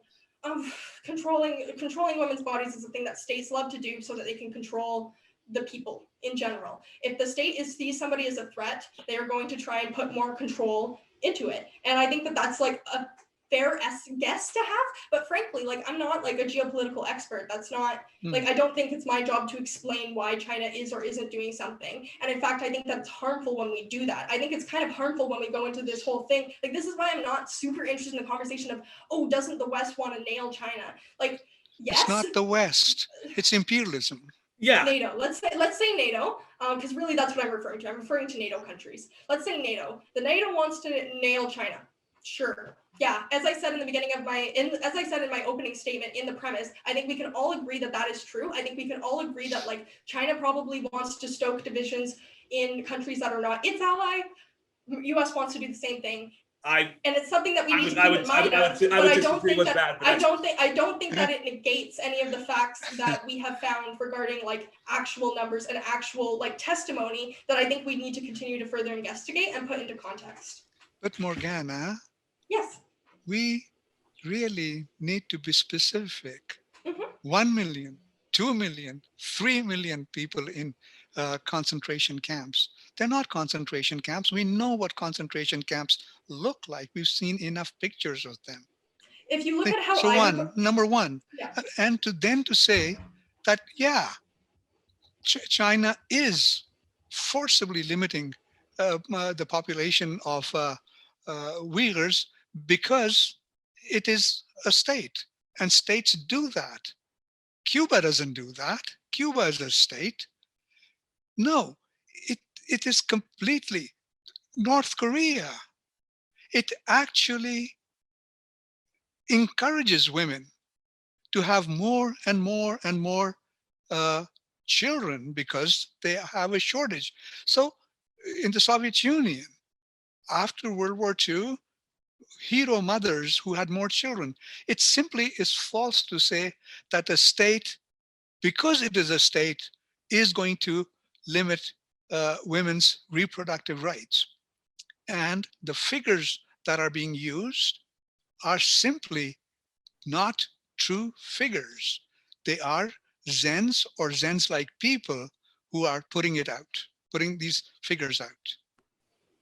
Sure. So on being specific, I want to point out that I haven't called them concentration camps this whole time. I have been extremely specific. And if you look at the way that I describe this, I do my very best to make sure I'm doing it responsibly, because I think that the sensationalization on both sides is the problem. Like I say, I think that the issue is, like, my key issue coming into this, as remember we talked about, is the sensationalizing and lack of engagement. Those are the two things that I am concerned about. So both sides, I have taken very good care to say that, like, the 1 million is an estimate. I take very good care to explain where that number comes from, and I take very good care to make sure that like when I give information, how I communicate information, I'm telling people what exactly it means and what it doesn't prove as well. Okay, I've done that. Right, Morgana, this both sides business, both sides. There is racism in the United States. There's no two ways about it. Yeah, and the American U.S. jails, they are full of prisoners who are Black, who are Hispanics, and who are working class. No rich person goes to jail. In Canada, 5%, no, the population, the indigenous people population is less than 5%, 4.85, 4.9. The prison population in Canada, the prison population in Canada is 30% indigenous. There's no two ways about it. And we can't say that China is doing this because it's pointing out the racism in the United States. And so the United States is fine in pointing out that, well, there's 100,000 people. That's no equivalence. It's false. It's not true. Yeah, and I think, and also, and Morgana, this is just the one question I wanted to ask you before I ask the question to Omar and Fiona and try to wrap this up, is that, I mean, oh Jesus, I don't even know where to start. But the powers to be have lied about so much. I mean, the Gulf of Tonkin incident, or Saddam Hussein's Iraqi troops taking babies out of incubators in Kuwait, on Syria, this this bullshit that Assad that Assad was committing genocide towards non-Alawites, and then the white helmets, and them saying that that Assad was responsible for most of the deaths in Syria when they were funded to the teeth by the Western powers to be, and they were actually the ones engaging in mass atrocities, and it is just a fact that the West exported the Mujahideen in Afghanistan. The West in Afghanistan supports rival clans who all commit mass atrocities, but that's completely airbrushed when people, when we talk about Afghanistan. And Omar perfectly gave the example of Iraq having WMDs, and the National Endowment of Democracy. This is not something that we can just push aside.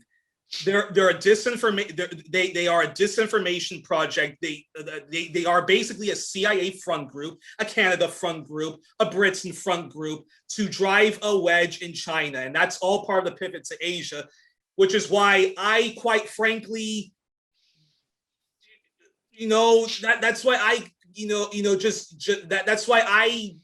Now just don't accept that there's this genocide going on in China when it's coming from when it's coming from those sources, and I can, and so again, with so much of the of information coming out on China coming from groups funded by funded by these professional liars, by the capitalist imperialist powers to be, don't you? Doesn't that make you doubt this dominant narrative that China is engaging in genocide against Uyghurs? Just respond to that. Okay, firstly, of course I have doubts. I have doubts about everything. You're speaking directly to the problem of journalism, which is figuring out what's true in a messy, messy world. Yeah, media was wrong in the past. We messed up in the past. And I'm going to actually genuinely apologize, because I feel personally responsible, even though I wasn't even around when, I wasn't even a professional. Well, they didn't just recording was happening. No. No. Please let me continue. I think that it's very important that we don't just say the media was wrong in the past. We fucked up in the past. We've done horrible things in the past. We missed the ball in the past. We didn't take people seriously. We wrote them off as conspiracy theorists, whatever. I think that we need to do that, and we need to do better on that. But I think that we can't get lost ourselves in the process and go into conspiracy theory territory where we're like, I can't trust anything. Because at the end of the day, as a working journalist, I can't be this Descartes, I think, therefore I am, nothing else is real. I can't do that. I have to have some working definition. I have to work with the information I have. And frankly, just because there has been huge screw-ups in the past doesn't mean I don't want to make sure that we do it right this time. So I would just respond. It's not we. It was the New York Times. It was the Globe and Mail. It was the National Post. It was the Washington Post who said that there is WMDs in Iraq. The left media, we media, I'm not a media person, but the left media said, no, that's not true. I was in those demonstrations in 2003 in January and February before they went into Iraq. And everybody understood that these were lies. And they were lies for a particular reason, that they wanted to attack. They wanted to demonize Iraq. I think the world is very, very clear that it is the Globe and Mails, the National Posts, the New York Times, etc. They are still demonizing China. We, the left, the progressive media, has no part of it. And we must understand, we must know that in the past they lied for a reason. And now they are lying for a reason.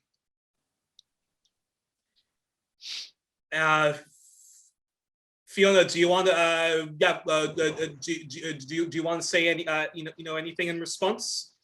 Yeah, just that, I guess it's difficult because as a Marxist, I take a historical materialist, dialectical materialist approach to all things, which means that unfortunately or fortunately, everything that happens in the past, everything that the CIA, that the FBI, that all the media moguls have been involved in propagating in the past, it does influence what we are seeing now. There are patterns throughout history, unfortunately, where history has been repeating itself over and over and over again. We've seen it through, the Korean War, the Vietnam War, the Cambodia. Like it's a long list. Yeah, And Syria, Libya, even Ukraine.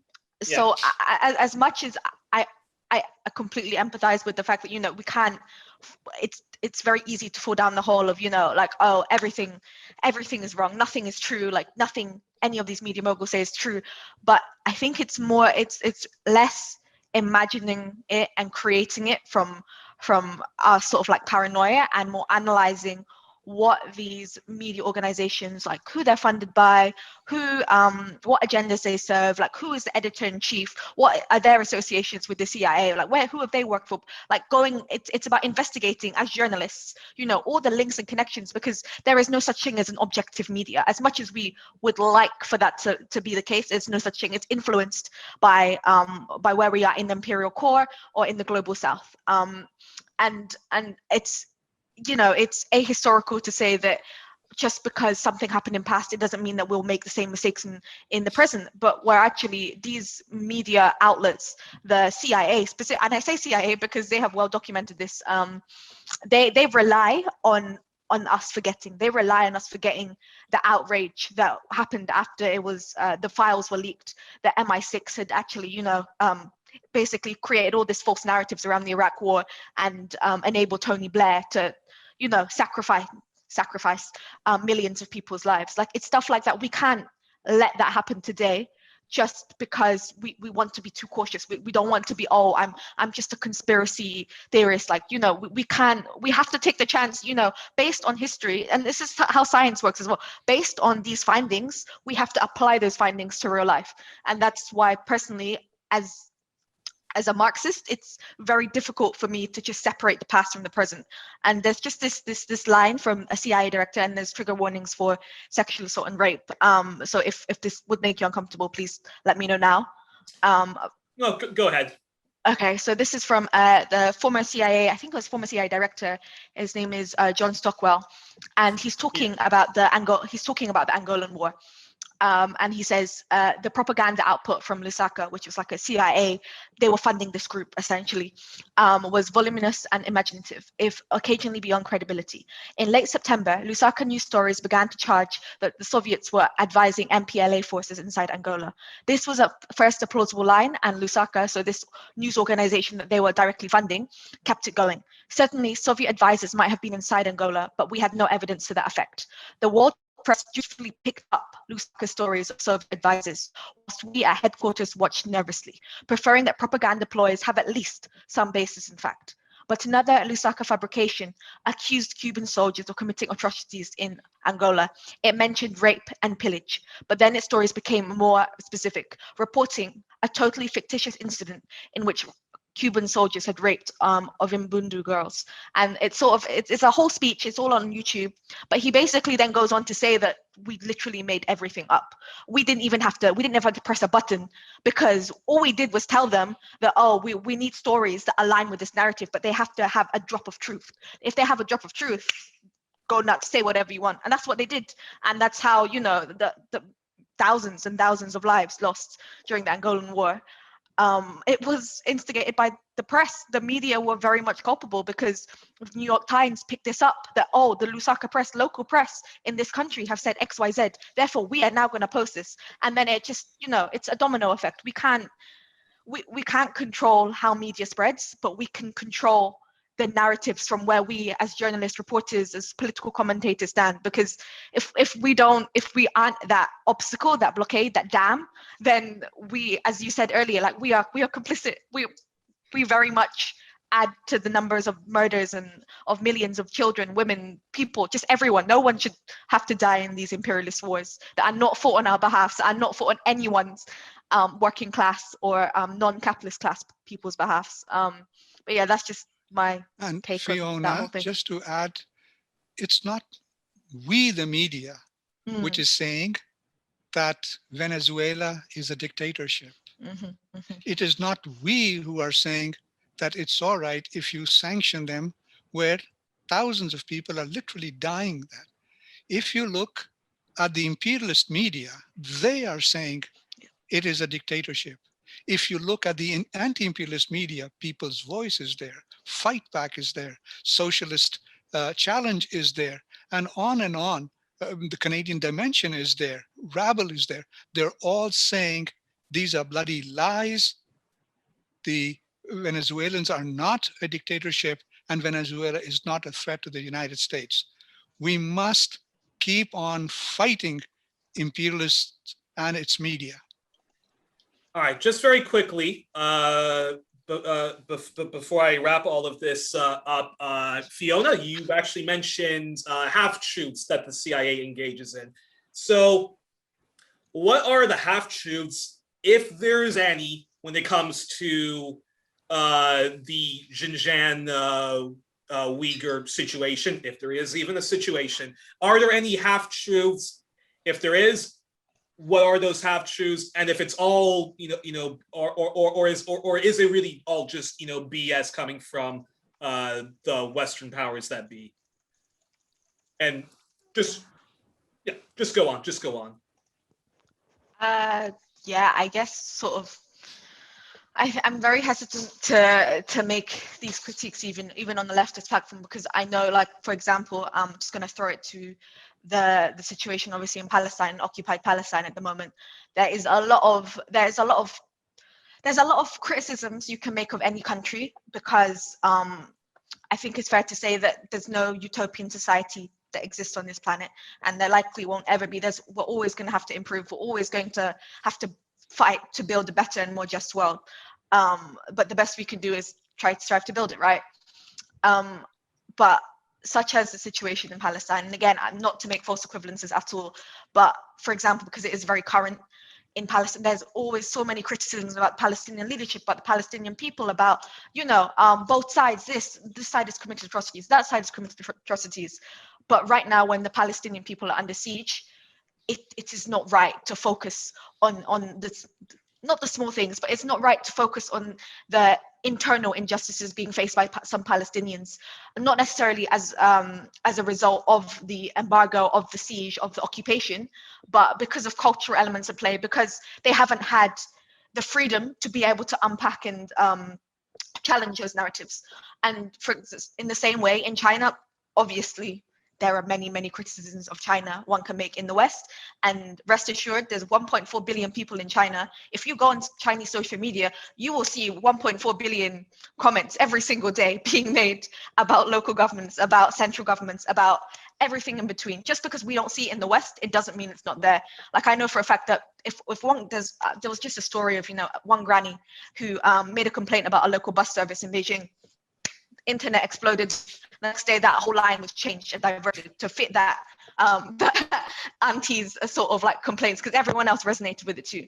And in the same way in Xinjiang, of course, there are many flaws, there are many mistakes that have been made. Many people have been fired. Many, even in, many people have contributed to, Islamophobic rhetoric. And in fact, Weibo, for example, actually in 2017 banned Islamophobic rhetoric on all social media. So if it's flagged up, it's gone straight away. You will not see it. High-level officials get reprimanded for taking on anti-religious stances towards Christians, Buddhists, and Muslims particularly. And in these half-truths, there is discrimination, there are ethnic tensions, there are issues where there is, there's this term that I think even like the former leader Mao talked about, Han chauvinism.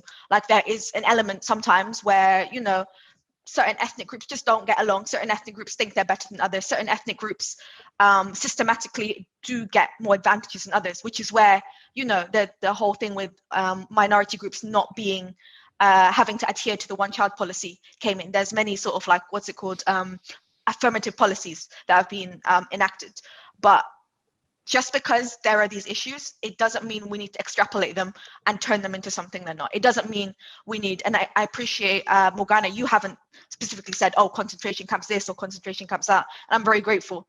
But also at the same time, we have to be very careful that we don't take the internal affairs of a country who are fighting all of these issues and problems on their own, and we take them to a global scale, which then puts the lives of all of those people in Xinjiang at risk.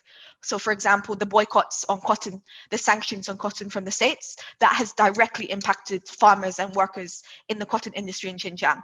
Many companies are now actually enacting discriminatory policies against workers because they're so scared that if they hire a Uyghur worker, that the Western press is going to investigate, pick that up, and then boycott the entire factory.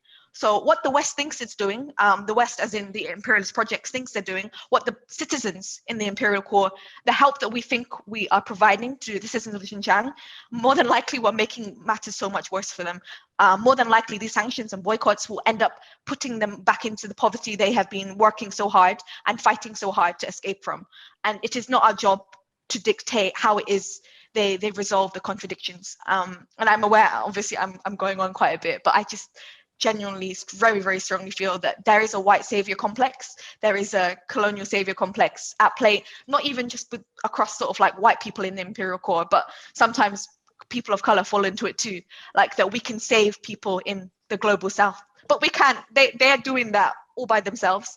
They're working that out all by themselves, and there is no policy that the US can enact on Chinese people, on Uyghur people, that will improve their lives. Like that is down to the people living in Xinjiang alone, and that's just sort of the note I want to leave it on, I guess, when it comes to half truths. Like don't take something that Chinese people are dealing with and make it into a global thing that is going to become, as Yuri was saying, a pivot to Asia, the war on China, the new Cold War in China.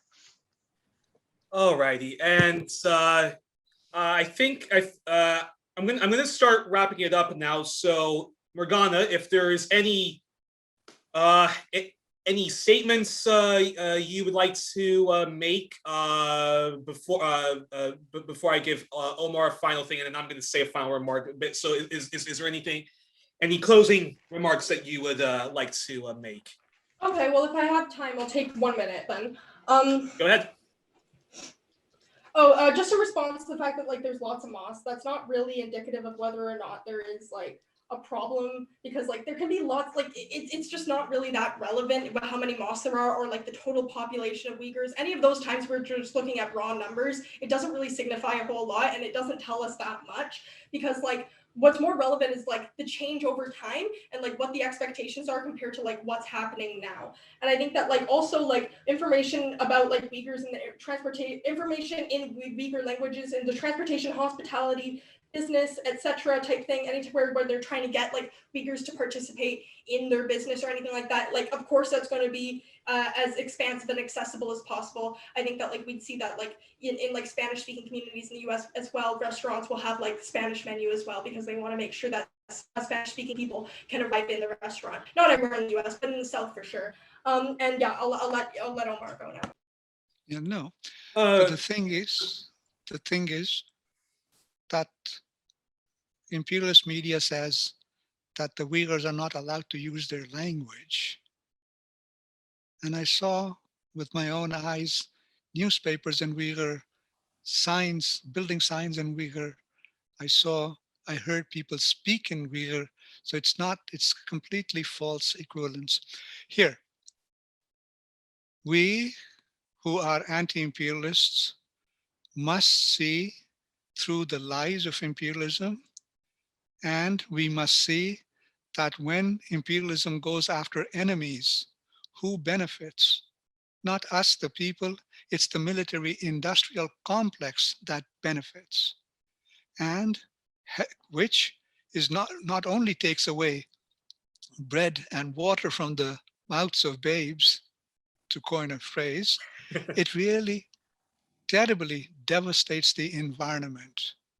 And heaven forbid, was there a shooting war to take place, the consequences will be unimaginable.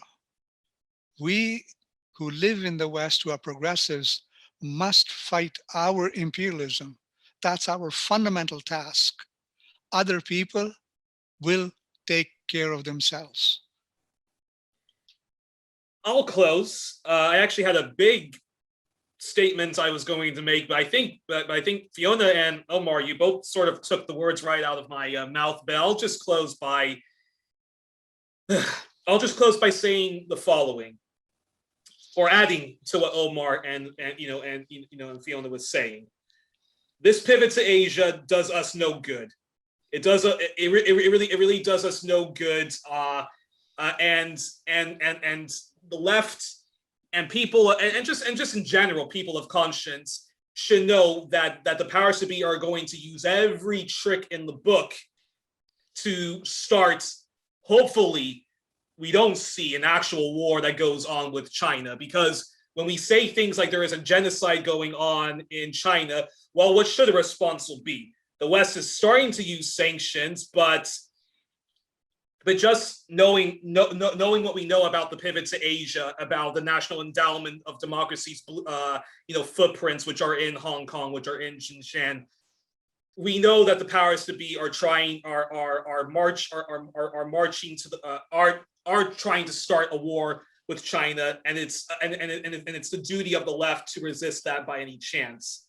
And with climate change alone, just when we talk about climate change alone and the impending climate doom, I don't know if we're going to be able to stop the climate crisis. I hope we're going to be able to prolong the Earth's lungs. But what needs to happen is that there needs to be détente. There needs to be goodwill between the West and China getting together to using all of our resources, all of our science to try to save the world from the impending climate doom.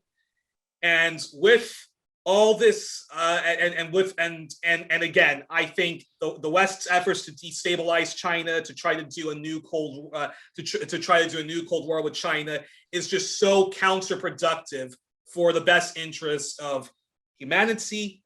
And I'll also end by saying that you cannot be environmentalist, let alone eco-socialist, and support any kind of militarism. And I just think that I think détente is the way forward. And with that, who knows? Maybe China will, maybe China will learn some good of the West and adopt that into their society. And I think even the West could learn a lot from China, and whatever they can learn from China, maybe they can also adapt to that for their society. But I think, and I'll just close on that. So we are joined on this edition of 1+1 with Morgana Adby, journalism student based in Vancouver Island. Omar Latif, trade unionist activist, a member of the CPC, the Communist Party of Canada, and we were joined by Fiona Sim, an anthropology and politics student based in the University of London. Did I get that right, Fiona? Okay. All right, and I'll close it on that. I hope that the audience learned a lot, and maybe we'll organize another debate in the future, but I think this is a pretty good place to end it. So thank you to all my guests, and audiences of 1+1, please share this wide. Thank you, Morgana. Thank you, Fiona, and thank you, Yuri. Thank you, everyone. Thank you, everyone. Thank you, everyone. I really appreciated having this conversation today. Like, you have no idea. Like, thank you. I really appreciate your time, and like I say, especially because I was so concerned with the lack of engagement. It was really beautiful to have people that engage. Yeah. Yeah, no problem. And it's and I'll also just end by saying that that sometimes